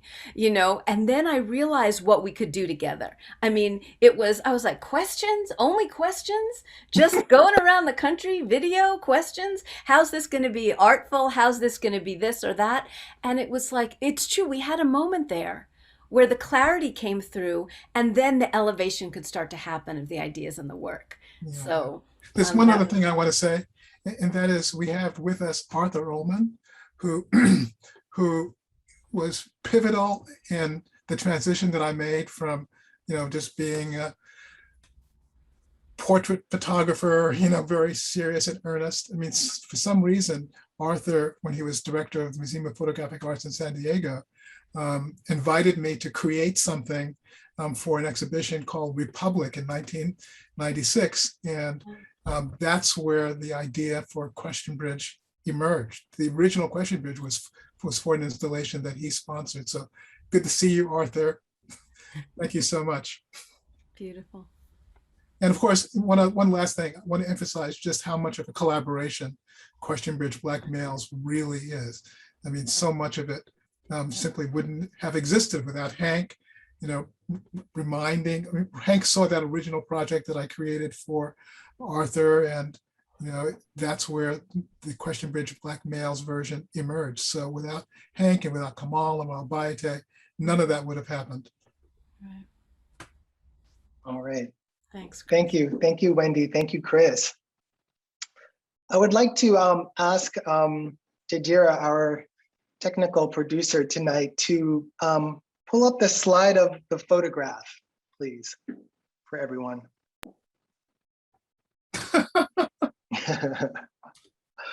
So what we have here, we have Chris here on the left, and And if we go back, we have Ted Orland, who is in our room today. And behind that, we have Robert Langham. And then across on the back part of the couch with the pipe, we have David Bayless. And then on the floor, we have Sally Mann, the photograph. I called Chris up the other day and I was like, Anise Jacoby says, I need to get more deeper into your Ansel Adams story. And I called you up and Chris said to me, oh, the photograph. He goes, have you seen the photograph? I'm like, what's the photograph? And he sends me this photograph. I would like to ask photographer Ted Olin to come forward. I'm here. Hello. Hello. Is there a way that I can share a screen here with, because I have the same picture and a couple of others I was going to show you, but otherwise I'll just plunge in. It's up to you. I think let's stop sharing the photograph for the moment. And then I would say plunge in, but I'm kind of, okay, show those images. Let's do it. Go for it. Absolutely. You want to see Ted's pictures. We cannot have a disabled screen saving. This is Zoom at its best. Either you can hit the thing that says allow Zoom sharing or not, and we'll plunge ahead either way. Okay, everybody, let's give Ted permission to share screen, and you can't say no to a photographer who wants to share some pictures. That's what I've learned. I think that comes from your computer, Professor. But I got you, Ted. You can share. Okay, let's see if this will work. Famous last words. Here we go. Okay, share. All righty, this will be mercifully brief. I met Chris back in 1972 or thereabouts, I believe, when we both attended a workshop given by Ansel Adams in Yosemite. And this is Ansel up on the screen, if indeed that's what you're seeing. And I've come around to the theory lately that in the same way that it takes a village to raise a child, it takes an artistic community to raise an artist. And so this is ancient history about Chris Johnson. Back in the early 1970s, this is a typical workshop in Yosemite with Ansel leading the crowd around the valley. It was largely old white guys with large cameras, and this was typical of the equipment of the time. But there were lots of us at the workshop. And here's the little picture that you just saw. And indeed, you're looking here at 5 people who are young. Between all of us, none of us had ever exhibited a photograph, sold a photograph, probably even mounted a photograph other than for the sake of a workshop. And we were all just kind of sitting around waiting for the future to happen. And I think I'm drawn over to theories like the butterfly theory in fractal mathematics, where some little nudge at the very beginning creates monumental differences way down the line. And I'd like to think that in some small way, this small gathering of people who were totally unknown, none of us had ever seen our name in print larger than capital letters on a typewriter, would go on to achieve good things. And this was typical of the period. We were all fervent photographers, just getting into it. I, of course, had lots of, as a photographer, they all gave me lots of good attention and respect. But be that as it may, because we were all scattered to the winds afterwards, we decided we would stay in touch by corresponding. This was pre-internet, pre-computer, pre-anything. And we would type letters to each other. And eventually we decided that the best way to distribute the letters, both between ourselves and out to a larger world, was to publish a little journal, which we did. We called it the Image Continuum Journal. We couldn't afford halftones, and so we printed original prints and tipped them into all of the issues. And the main thing is, and this is the one point I would make before passing the ball on to someone else here, is that back in those days, before photography had been discovered by the larger world, when photographs were priced like pottery rather than like fine art, you could have a magazine like this and you could have a cast of characters. This is the table of contents in the second journal we put out, that included everybody. You could be the most famous photographer in the world back in those days, and that plus a dime would get you a cup of coffee. And here we were, all of us, rich and anonymous alike, all sharing the world together equally and just getting ready to move out into larger spheres. So that's the one thing I would say about my early knowledge of Chris, is that we both came into this game as beginners, and I'm just so delighted that we're all alive and well and thriving, and that Chris has accomplished such an immense amount in his time here on the planet. So here's to you, Chris. Take care. Thank you, Ted. And I just have to say that there's really no way to characterize what it meant for me as a kid, recently arrived from Bed-Stuy in this place called Yosemite, around these people with their view cameras. And I don't know if you remember, but my first camera there was a Nikon F on a tripod with with the pentaprism off so I could look down into it like a view camera. But at some moment, for some reason, you asked me to become part of this group. You invited me into that room. That was a turning point for me. You know, I was just one of the people who had paid $125 to hang out. But all of a sudden I had friends like Ted Orland and David Bales and Robert Langham and Sally Mann, and who are still all my friends. So my theory about this is that, to coin a cliche, birds of a feather flock together. I think we were of like quality, and we were both in some very incipient stage and just ready to take flight, and we all batched together well. So you're part of that. Thank you, Ted. Okay, thank you, Ted. Thank you. Thank you, Chris. Okay, the time is 1991. It was an exciting time for SF Camerawork. It was the era of multiculturalism, when the organization had the resources to try out anything. This is a quote from an artist. Had a terrific bookshop run by Wendy Oberlander, and published a journal called Camerawork Press, or NFS Press. They put together an exhibition called Disputed Identities. And we're gonna talk to two of the co-curators of this exhibition, Rupert Jenkins and Portia Cobb. Rupert is an editor, curator, a public scholar specializing in photography, and has an forthcoming anthology of post-World War II photography in Colorado from 1945 to 1995. And Portia Cobb is an interdisciplinary artist who is interested in storytelling that reflects the double consciousness of African-American history, identity, memory, and forced forgetting. She has been involved with many short form videos, photographic essays, field recordings, installations of ephemera, and performance. And she is currently associate professor at the University of Wisconsin-Milwaukee, Peck's School of the Arts, Department of Film, Video, Animation, and New Genres. I ask at this time for Rupert and Portia to come forward, please. Hello. Hi. Wow, it's Hey, Rupert. lovely seeing Hi, you. Portia. Hi, Chris. Great to see you. here we are again. Yes. Wow. Hi, Portia. Hi. Wow. This is like a blast from the past. Wow. It was 30 years ago, which is shocking. I went back and read my essay, and I was like, man, I was so intelligent. What happened?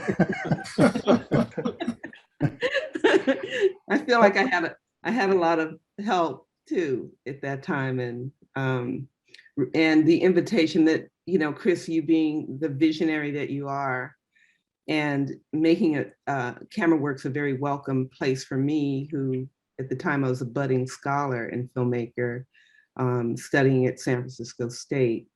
I remember when I got ready to take my leave and to come to Milwaukee, University of Wisconsin, to teach, I was coming to Milwaukee, but I knew nothing about the Midwest.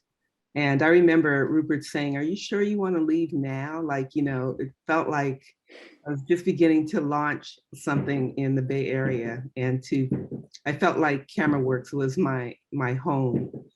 So I'm really proud to have been a part of the story, and also to have had the opportunity to curate such a wonderful exhibition at that time. Well, I should jump in and say that you curated a brilliant film and video series, Portia, and Chris, it was fantastic to collaborate with you and to collaborate with you and Portia. Backing up, Chris, you had actually left the board of Camerawork, I think, when this show happened, and but you were around all the time. And so we have plenty of chances to talk and communicate and throw ideas around.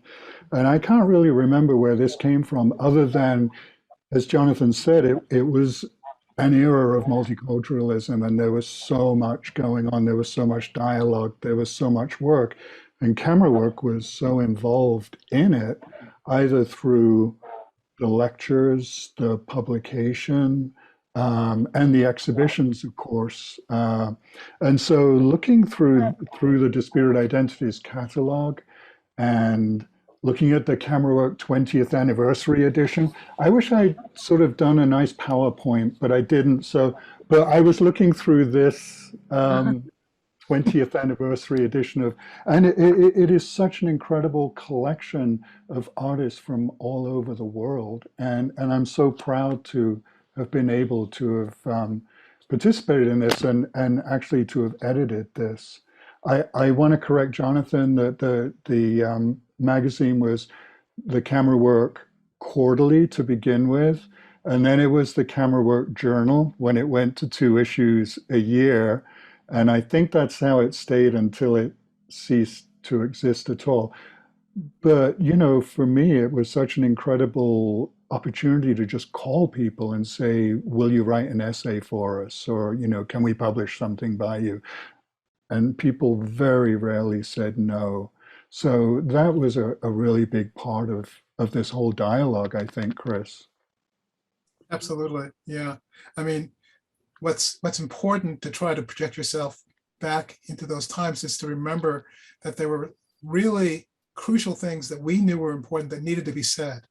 And to have a platform like Camerawork and collaborators like you, Rupert and Portia, to work with to get those ideas out into the public, out into the ideas, into the world. We as artists and thinkers needed those ideas, and our culture needed those ideas. And the opportunity to create disputed identities, I mean, it seems arcane now, but back in those days, the work that like Carrie Mae Weems was doing, I mean, there were people out there who were doing really important work that needed to be seen. So it was really exciting and an honor for me to work with people like you and Portia to create that show. And looking back on it, it really was a seminal moment. Well, we're all on it, Chris, to work with you. And I think that the collaboration aspect of it was so important. And Portia, I was just thinking about, I think you and I met at iGallery, and I think your film group focus was having a film show at iGallery. Right, yeah. And that's where we got talking. And of course, so there was, you know, your group, there was iGallery, Cinematech, who we worked with, CCAC through Chris, Mills College through Moira Roth. And then in London, because being a Brit, I sort of took the ball and ran with the UK part of it, because that was like going home. And 10/8 magazine was so important. And there was a Camerawork in London as well that we collaborated with on this. So that whole era of collaboration was so great. Even looking back and seeing, who was, a part of that show. I remember the opening, it feels like, I remember Marlon being there. Marlon Riggs was Marlon there. Riggs. Yeah. And he walked in with a whole entourage of beautiful people. And I think of Cornelius Moore. I think of people that, I loved fondly during that time, and looking back at the work, I was like, oh yeah, I've forgotten about some of these titles and the things that we were excited about. But looking at it now and seeing the history that it was creating, we were creating a history, and some people are teaching it still. So it's wonderful to revisit it and to think about it. Did you go to? Yeah, I actually had a image of my focus group, but I didn't I didn't get it in time to share here. But I thought of them when you mentioned that. Yeah, and you had people like Mona Hatoum, so video makers from England in your show, in your compilation. And how did you come across those people? I think I was learning. I had taken a trip to England to meet some of the members of the British collective, just as my own research, and was really excited about this idea of the collective. And so that's how Focus was inspired, to come back and say, we should be a collective. And I still post the pictures of us because it's remarkable to think of everybody in the picture has done well and has done something significant. And although it was like a renaissance, because it didn't last long as a collective, we still, hold water. Yeah. Yeah, so. Okay. I appreciate you, Rupert. I appreciate you, Portia. Thank you for coming together in this time for Chris and in this short time. And one thing I do find in this work with Camerawork is that I think the documentation of our history needs to happen, and I think we need to find that funding because losing the fact that Deborah Willis spoke at your exhibition, that Lucia Lepard was part of that, is information that is a little lost to us today. And as we go back in that archive, even yes, the quarterly had many different names actually, and I think even getting that straight is kind of important actually for history. Yeah. So I hope we can all commit to that. Yeah. Sorry, just quickly, there are cassette tapes of all those, but of course, being photographers, we didn't actually film or photograph anybody that was speaking, but we did record their voices. Right. Okay. Well, thank you. Thank you very much. Thank you, Portia. Thank you. Thank you, Rupert. Thank you. Bye, Chris. We are at our 7 o'clock hour, and the Master of Ceremonies has let us run awry, and I take full responsibility. There was an extra slide presentation. There was a little bit more funding. There was some back and forth with Chris and our participants. I have 2 more sections of love coming. I have Kim Anno, who's going to speak to the academic life. And then there's this whole beautiful inner life that's coming up with some family members and a couple of videos, surprise videos for Chris. So I'm gonna move forward, but let you know that we are probably like 15 to 20 minutes behind schedule. So I'm gonna move forward, but just give you a acknowledgement before we end in a toast to Chris. I'd like to bring up to our consciousness right now, Kim Anno. Teachers. As teachers, we are never quite aware of the influence we leave on our students and the bigger picture of their lives. It's no exaggeration that an illustrious roster of artists and activists have been students of Chris's and have been inspired by their experiences in his classroom and his projects to make the most of their talents, interests, and passions in their lives and careers. Chris's college, I'm just gonna give you your own college right now for a minute, Chris. at CCA, working with Kim Anno, is with us today to talk about his amazing pedagogy, or just working with him as a colleague.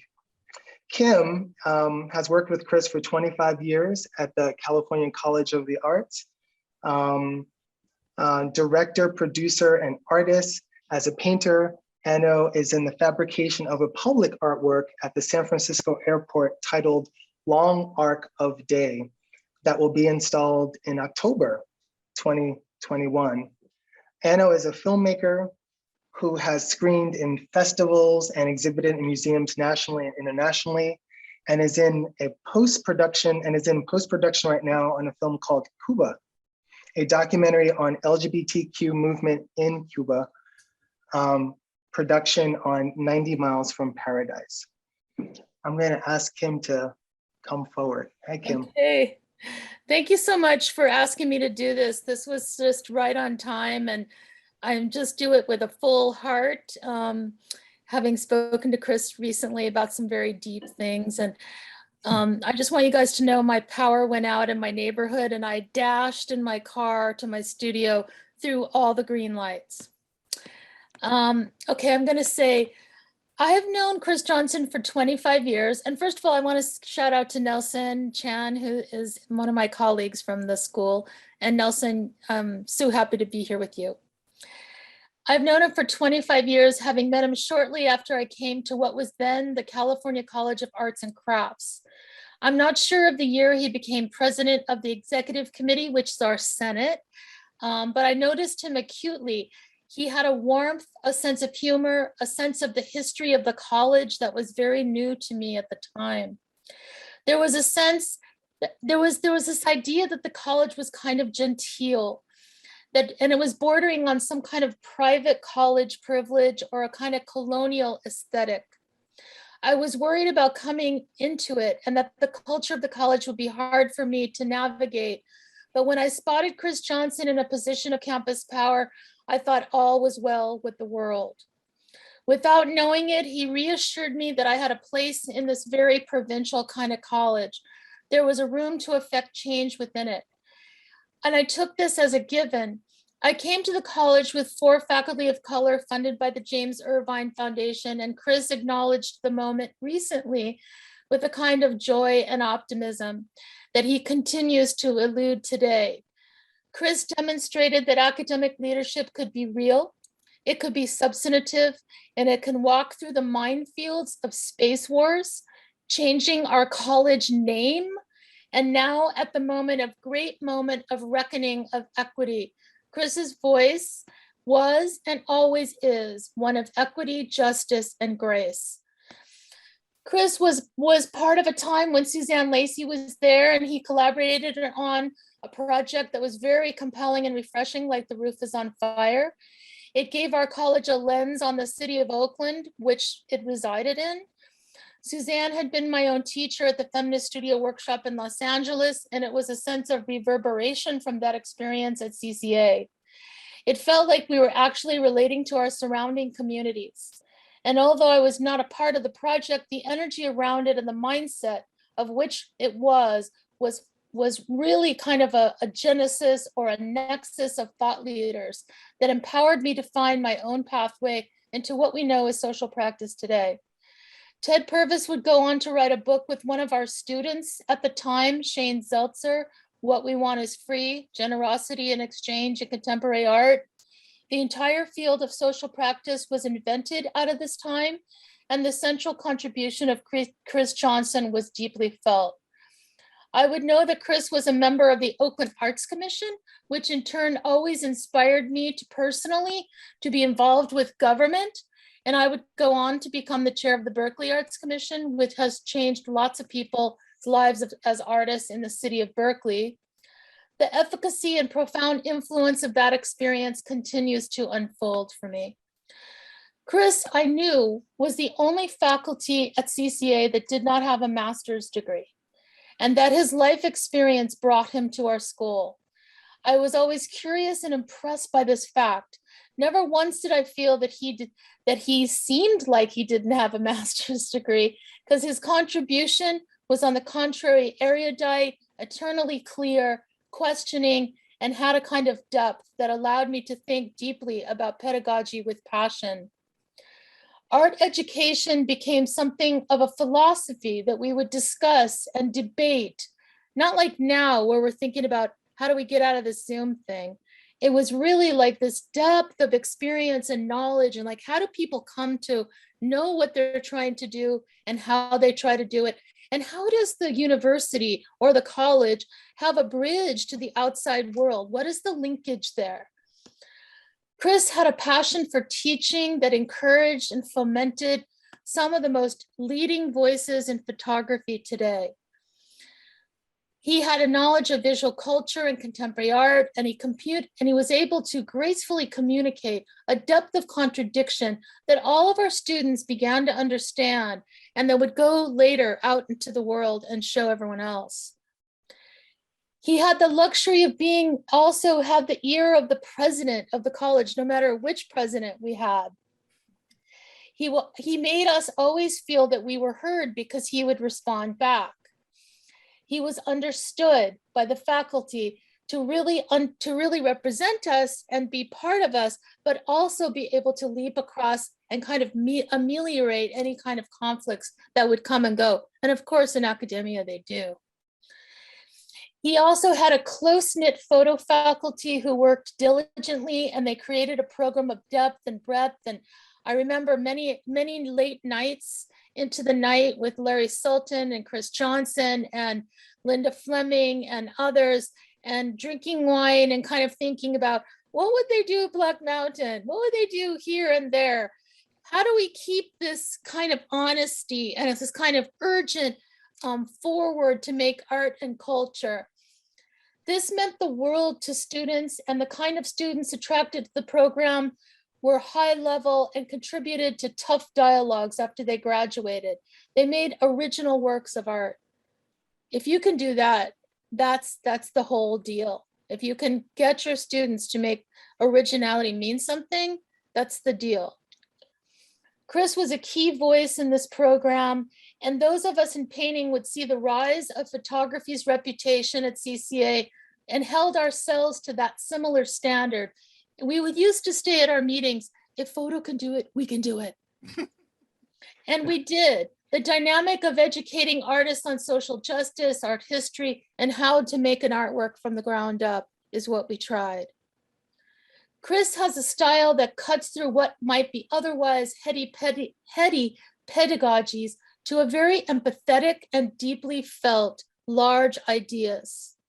He has this ability to kind of like think about these things that might take a while to unfold, but he's able to say them with clarity and with a kind of resonance that people can hear. I would call it elegance. He brought his hands on skill-based knowledge like the zone system to students, but also identity-based discussions that speak to the heart of the very urgent discussions like police violence on Black men and the identities of Black men to other Black men. Having him radiate this kind of emotional and political intelligence gave the college a model that they will never know how important. It's an anchor for us as faculty. One day, Chris came to my studio in the garden when I was making experiments in water tanks to find buoyancy. I plunged objects and books in tanks, and for the first time, I began to use the large camera, and I had never had any formal instruction whatsoever in photography. Chris came and told me how to find the focus in the tank of water with a long stick and a foil tip. He placed it in the tank and he showed me to find that tip and make it clear. It was a glowing orb beaming through the density of water, and it was like a magic switch went on. He was very patient. He did it on his off day, and he helped me enter into a world of photography that had been kept from me as a painter because I was a painter for 15 years at that time, but it was transformative. And these images would go on to be published in national magazines on the issue of environment, climate change, and art would take a center stage. thank you. I just want to say what a joy to grow up as a faculty member on the team with Chris Johnson at the California College of the Arts. Kim, thank you so much. I'm very moved.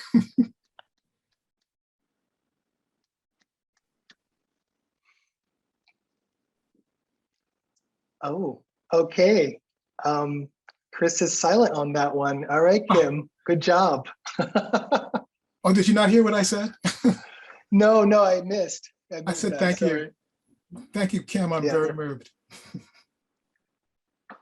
Thank you, Kim. Thank you for tonight. Okay, our last section, the inner life.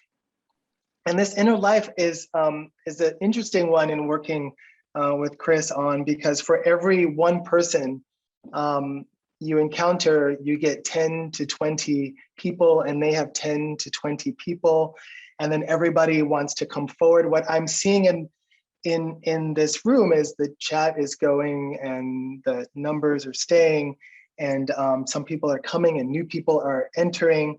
I would like to bring forward right now I would like to bring LaShawn Fitch and Anna Fitch forward to say a few words. Great. Well, thank you for inviting us to participate in an event that I think is just so, it's time. And I think the one thing that I have noticed, and that over the years that Chris and I have been together, is his generosity. I've been thinking about this. It's like, have I ever heard him tell someone no, he can't do something? I have never heard that, regardless of what's on his calendar, regardless of other commitments that he has, and he figures out how to meet all of those commitments. But he always says yes. And I'm amazed. I witness it daily. Sometimes I really worry about him. It's like, are you taking on too much? And he's like, yes, I might be, but I'm going to do this anyway. And so we take care of one another. Chris, I will always have your back, and I will continue to ask, are you getting in over your head here? And I know what the answer will be. It's like, yes, I might be, but there's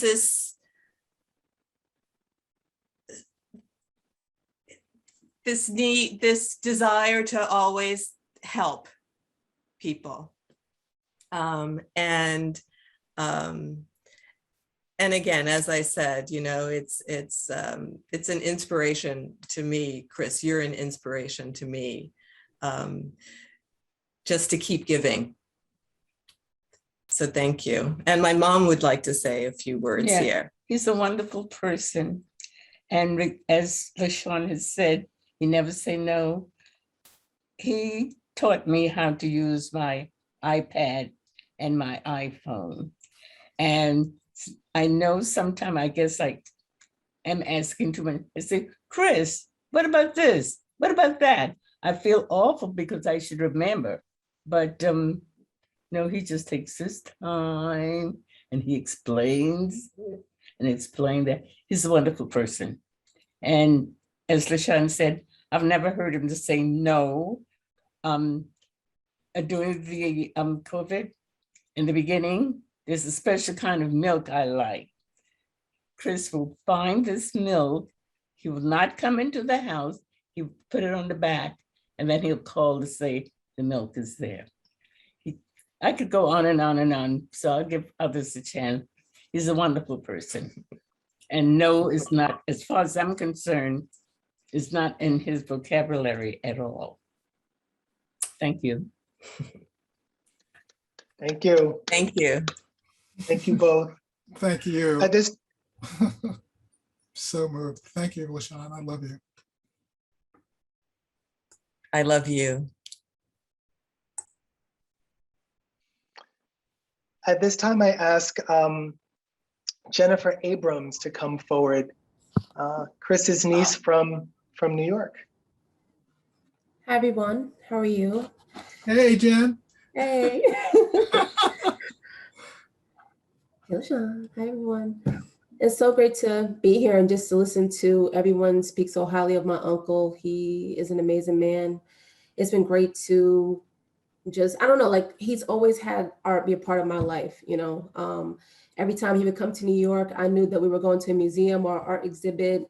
And it was a lot of, Jen, what do you think of this piece? What does it make you feel? It was a lot of those questions every time that we would, you know, have interactions, and it was always a great time. And actually even seeing The Roof is on Fire, like watching a small clip of that, I realized I'm like, wow, I was like 10 or 11 when that came out. Like, you know, it was such a long time ago. Like I've watched, you know, the evolution of a lot of his projects. I remember, you know, when we were in my aunt's living room, and before the Question Bridge was the Question Bridge, I think before then, I think the project was called the Conversation, I believe. Of course, am I right on that?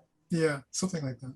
Yeah, and you know, just watching, you know, just like the rough drafts of all the work that he's done, and just see that, you know, he's been able to be featured in major museums, and just, you know, the great things that all the lives that he's been able to impact has been really amazing. And the fact that he's used his art to really give back and to give a voice to people that don't always have a voice, you know, is, I think it's really special. And I love you so much, Uncle Chris, and I'm glad that I was able to be here to witness this. And you getting your flowers also. Thank you. Thank you, Jen. And I love your kitchen. My God, look how cool that is. I've never seen it before. Thank you, All Jen. right. Love you. Love you too. All right, thank you. We have 4 more speakers left. The next 3 will be in video form. The first will be Bruce Carroll. The second will be Julio Mitchell. And the video will end with Tom Meyer. Remember, we do this for history. Roll that tape, please.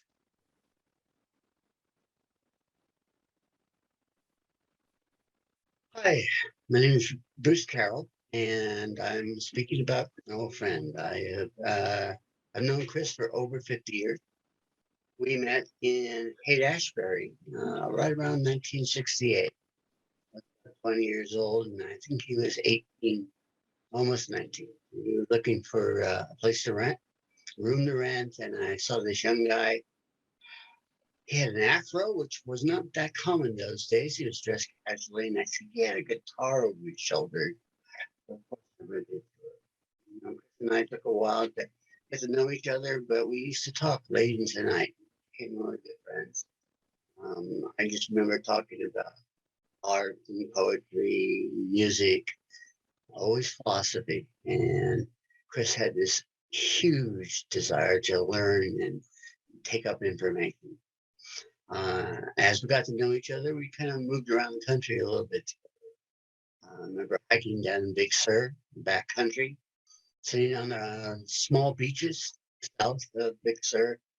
And as we spent time down there, I began to feel that it was sort of like Chris's artistic home was beginning, as his photography, I think, later showed. And certainly Big Sur was my spiritual home. I spent time in LA. It was a very strange place, late 60s, and in Evergreen, Colorado. Remember how beautiful that was.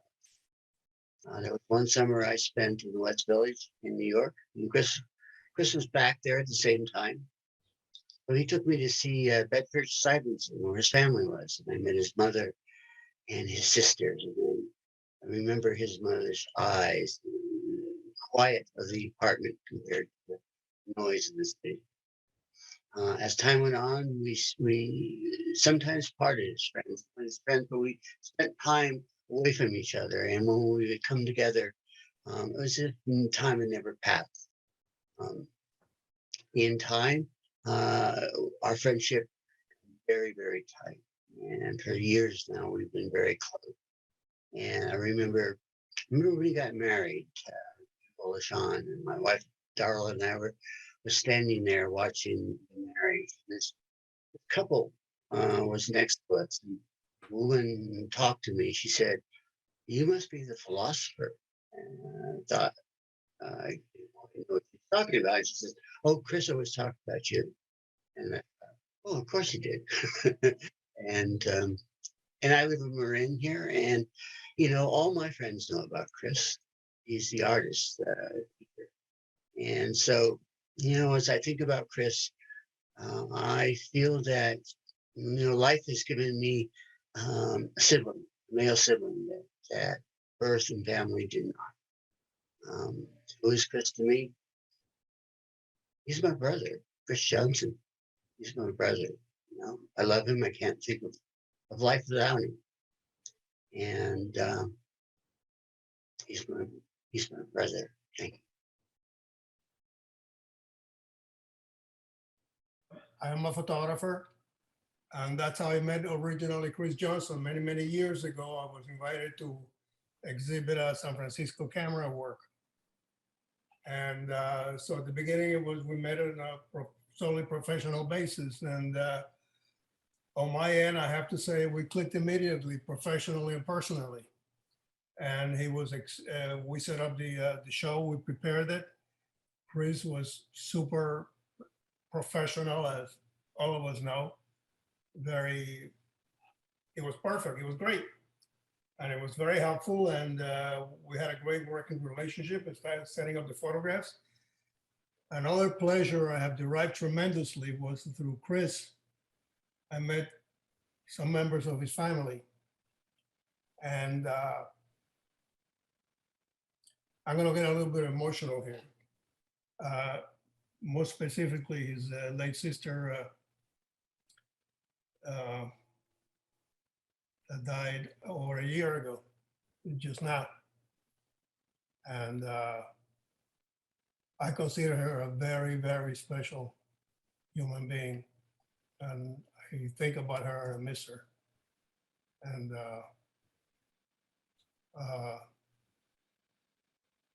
anyway, but otherwise, it has been very, very enriching, our relationship with Chris, my relationship with Chris. And he's a terrific guy, as you all know, very capable, and he has done so many things. And I consider him like a Renaissance man.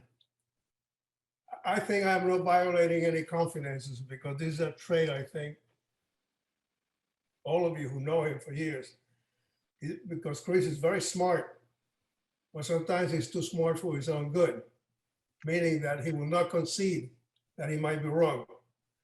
So when you bring it down to the mat, he will say, the closest thing he comes to conceding is, that's very interesting what you're saying. He doesn't say, gee, you're right. He said, no, he said, that's interesting. To me, that's code that you're right. But otherwise, I think Buddhism has been good to him.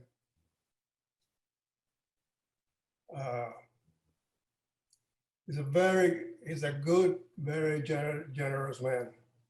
My dear Chris, I want to congratulate you for, as the cliche goes, for a job well done. And this is just the beginning, I think, because you're always doing something different, something new, and you always do it very well. So just continue, and I hope to see you soon.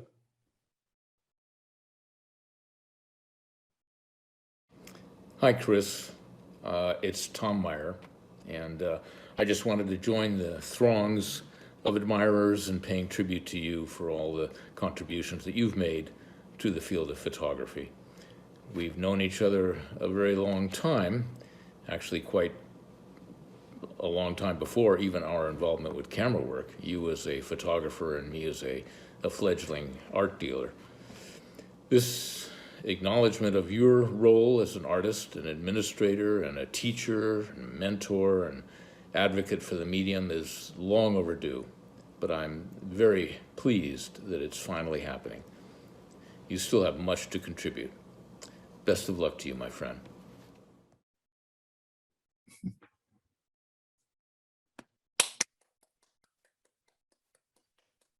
Thank you.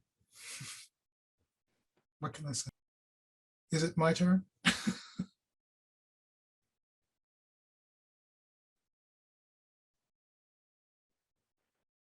Jonathan, You're on mute, Jonathan.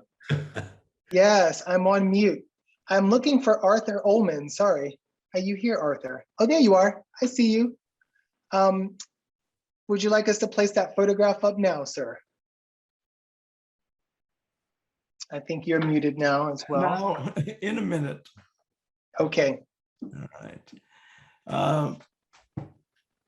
I have a sort of high regard for Chris that I have for very few other people in my life. I've known him since about 1975. I feel we are attached at the soul, as so many of you do. And Chris nourishes my thoughts every time he crosses them, which is a countless number of times over the years.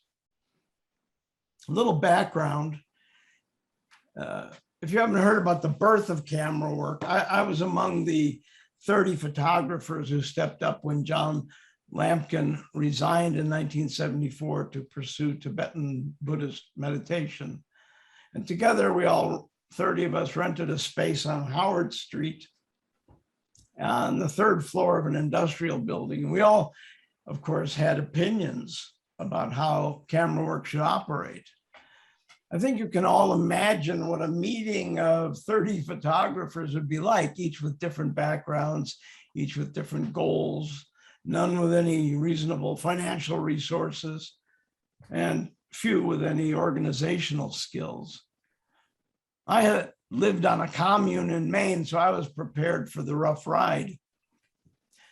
We were all reflexively opposed to rules, but we did set 2 rules down as organizing principles. First, that no board member could show in the gallery, and that was so somebody wouldn't pitch in only so long until they got a show on the walls, and then they would drop out. That rule alone caused several people to quit the board. The second rule was that we had all to pitch in to keep the place alive. We had to pay financial dues for the space rental. We were all assigned gallery hours when we had to open the place and sit at a desk waiting for visitors. We had to help hang and deinstall shows. That rule shrunk the board even more, so we began to look around for replacements. Sometime in our 3rd year, I became the board chairman and continued that volunteer assignment for 6 years. In my recollection, it was then that Chris joined the board, and that's where I met him. I think 1981 or 82, maybe. Chris attended all the meetings. He came to all the openings. He was a delightful gallery sitter. He knew demonstrably more about photography than almost any of us, though he will deny that. And he was friends with Imogen Cunningham and Wynn Bullock and Ansel Adams, and that was a big deal then. He was also so nourishing to work with, as others have said. He actually knew how to cooperate. You should never underestimate that trait. I saw that he was patient with the more difficult characters. He was easy to talk to, and he'd show up when he said he would. Sometimes somebody would come in with a portfolio and want somebody to look at it, and they were very seriously in luck if Chris was the one who would look at it. He respected them for their efforts, even if the work fell far short of interesting even. Another trait about Chris is that I never heard any person say a negative word about him, ever. And I'm certain I never will. When I left San Francisco in '83 to be the founding director of the Museum of Photographic Arts in San Diego, I asked Chris to volunteer as board chair, and he did a great job for several years, 4 or 5. The organization under his leadership grew and received grants, and continued making exciting and important exhibitions. Chris can get deep with somebody very quickly. In fact, I know of no one who can get deeper into 100 different topics. He reads widely and he retains a quantity of that reading that makes me jealous. And he can lead you through paths into the depths of your own work to see things that you didn't know were there. You can pick an important philosopher, and Chris is usually conversant in their thinking. Chaos theory, yes. He had such organized thinking about it. It's sort of an oxymoron to suggest that he had organized thinking on chaos theory. On the history of photography, he's encyclopedic, not only monographically, but theoretically as well. My leaving San Francisco kept us apart for many years, only the occasional call or email. Then in 1996, the Republican National Convention was held in San Diego, to our great grief.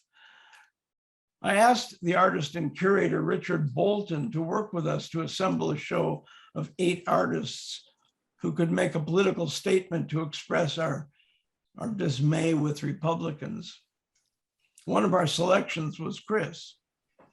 He was just starting his question bridge idea at that point, which was the absolute best part of the show as far as the audiences were concerned, and the press loved it as well. We were so honored to show it first and so pleased that it has taken on such a great life. It was brilliant conceptually. Question Bridge totally reflects Chris's character. He's the moderator. He's the mediator, the communicator. He's the amplifier of the thoughts of people who otherwise have little or no voice, little agency to control their own destinies. 3 years ago, my friend Gaidi Finney, director of the African American Museum of Fine Arts in San Diego, was looking for shows. I suggested Chris and the Question Bridge. Again, audiences loved it, as did the press. Now put up that slide, please. Chris spent several days at my home, and I was so happy to have more time with him. That's when I made this picture. I'm proud of Camerawork and the amazing success it has had for 47 years. And it shows great wisdom to choose so perfectly a person to honor. Chris, congratulations on all the good words spoken of you tonight. None of us can really express the profound effect you've had in so many people's lives. You've been a prodigious gift to San Francisco, to the Bay Area, to the art world, and to me personally. I send my love and my great abrazos to you, brother.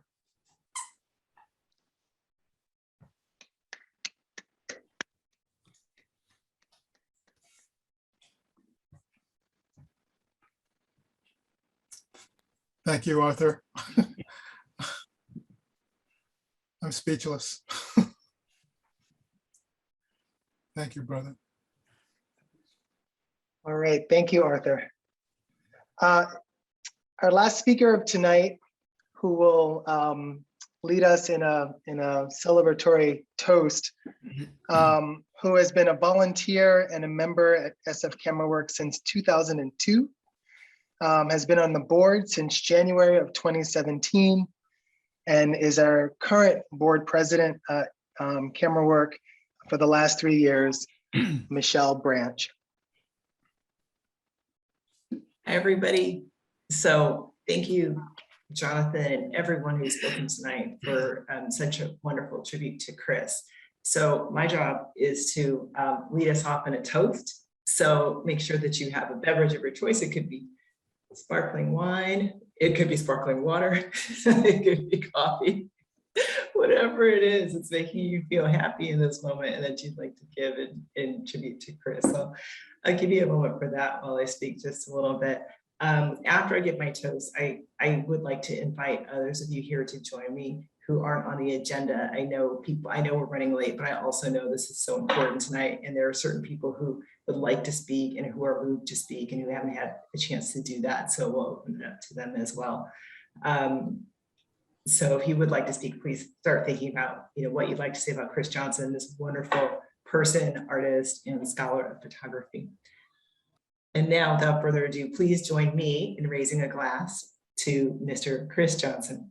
Chris, I asked personally to lead this toast because you are a former board president and I am the current board president. So I thought it'd be nice, president to president, to have this toast. You have truly inspired me in my role here over the last year. It has been so great to hear about your legacy and your history. I say 1 year only because that's when I really met you over Zoom during the pandemic. Last year, I was really buoyed by your question bridge presentation, where you spent a lot of time helping us understand some of the history of camera work. Dave referenced this earlier in terms of the founding by artists for artists. And I was so inspired. That was the first time we've met, even though I've known of you. Water. And I had learned how important that you've been to camera work, adding critical board and staff infrastructure to grow the organization. Through you, I've met artists like Hank Willis Thomas, Bayate Ross Smith, Christopher Russell, and others. I've been involved in camera work for 20 years, as Jonathan mentioned, first as a volunteer, and then I got hooked on the auction. And I understand that you were really critical in bringing the auction to camera work as well. So it's only fitting that we toast you and cheers you in connection with our benefit auction. So, we're still growing strong. And thank you so much, Chris, for being such an inspiration to all of us in providing this wonderful organizational foundation for camera work, in addition to everything else that you have done throughout your career. So cheers. Please raise a glass to Chris Johnson. Cheers. Would anyone else like to speak? Feel free to unmute if you'd like. I'm not sure if Judy Dater is still here. I think she had wanted to say a few words.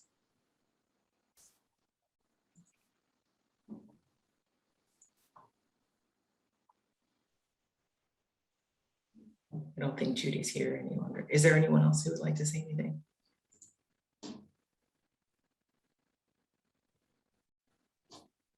No pressure, no pressure. All I know is at this point, we are in a good place. Chris, this has been great working with you on this and all your co-conspirators, collaborators, friends, family. Thank you for saying yes to us when we approached you many months ago for this event. Well, thank you. I mean, those of you who know me well, and there's so many beloved people here, you know that I've had very substantial highs and lows in my life, and I've lived those with a lot of you. Most especially, I have to say, I wish my sisters Gloria and Angela were here to share this event with me. It's a big loss.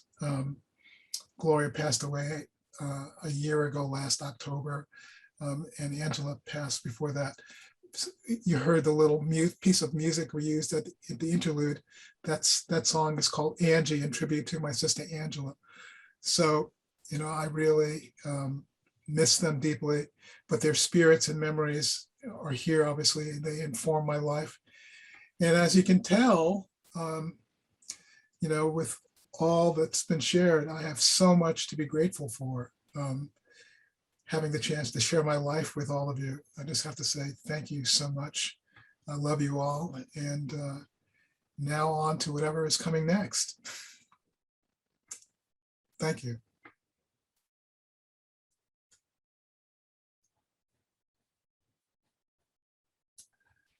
All right, that's it. Artists have to get back into the studio now. It's been good. Wait, Jonathan, I think we have one more thing. I think Olivia wanted to say a few words, if that's okay. All right, go for it, Olivia. Hi, everyone.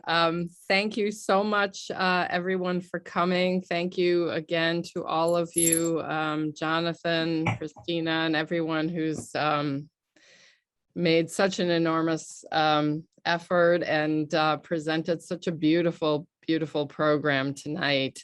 I do want to just really quickly acknowledge a few donations that have come in through the Fund the Need.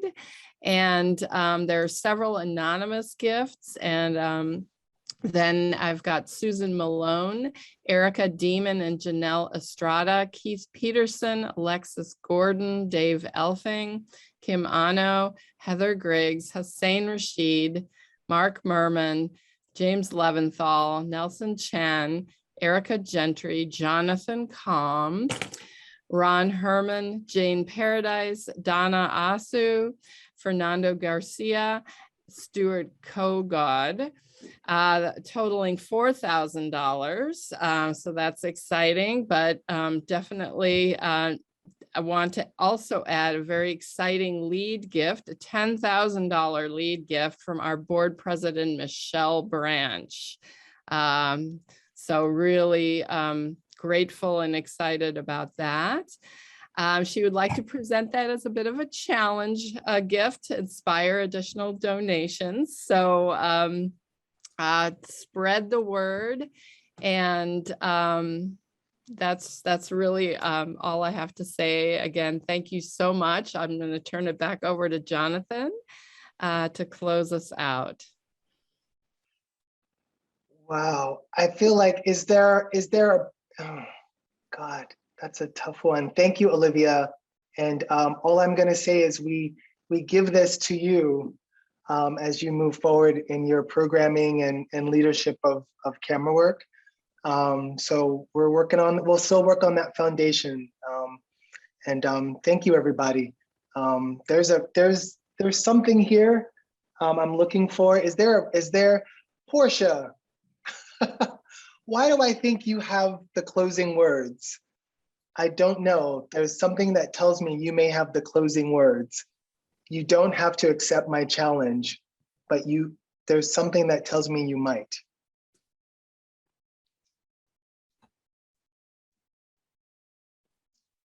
Mute though, I think, yeah, I know that mute. I do want to say that it's been wonderful to have been asked to be a part of this community. I miss the Bay Area. I miss the collaborative spirit there.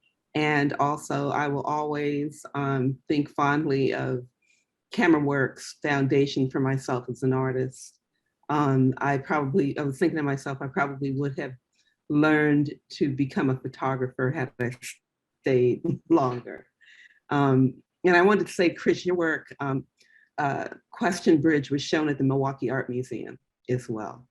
So, I got to see it here, and that always brings me closer to the people that helped to grow me. And I also wanted to say, yes, I saw in the comments, we should honor Moira Roth. She was a mentor to me when I was an undergraduate at Mills, and later on, as I was becoming who I became, or I'm still becoming somebody. So, but I have fond memories of her. And so thank you so much. That was a lot. I knew I was gonna end up saying too much, but thank you so much, Chris, for all of your work and the foundations that you created for everybody.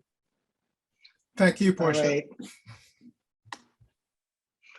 All right, everybody. Thank you for a beautiful, heartfelt evening. Thanks for spending time with us. And we'll see you at the next event. We'll see you at the next show. We'll see you in your studio. And we'll see you at the next show. That's good enough. All right. Thank you, good night, Jonathan. everybody. Thank you, Thanks, Chris. everybody. Bye, Chris. Bye, Jonathan. Thank you. Thanks, Olivia. Thanks, Bye, Christina. Jen. Thanks, everybody.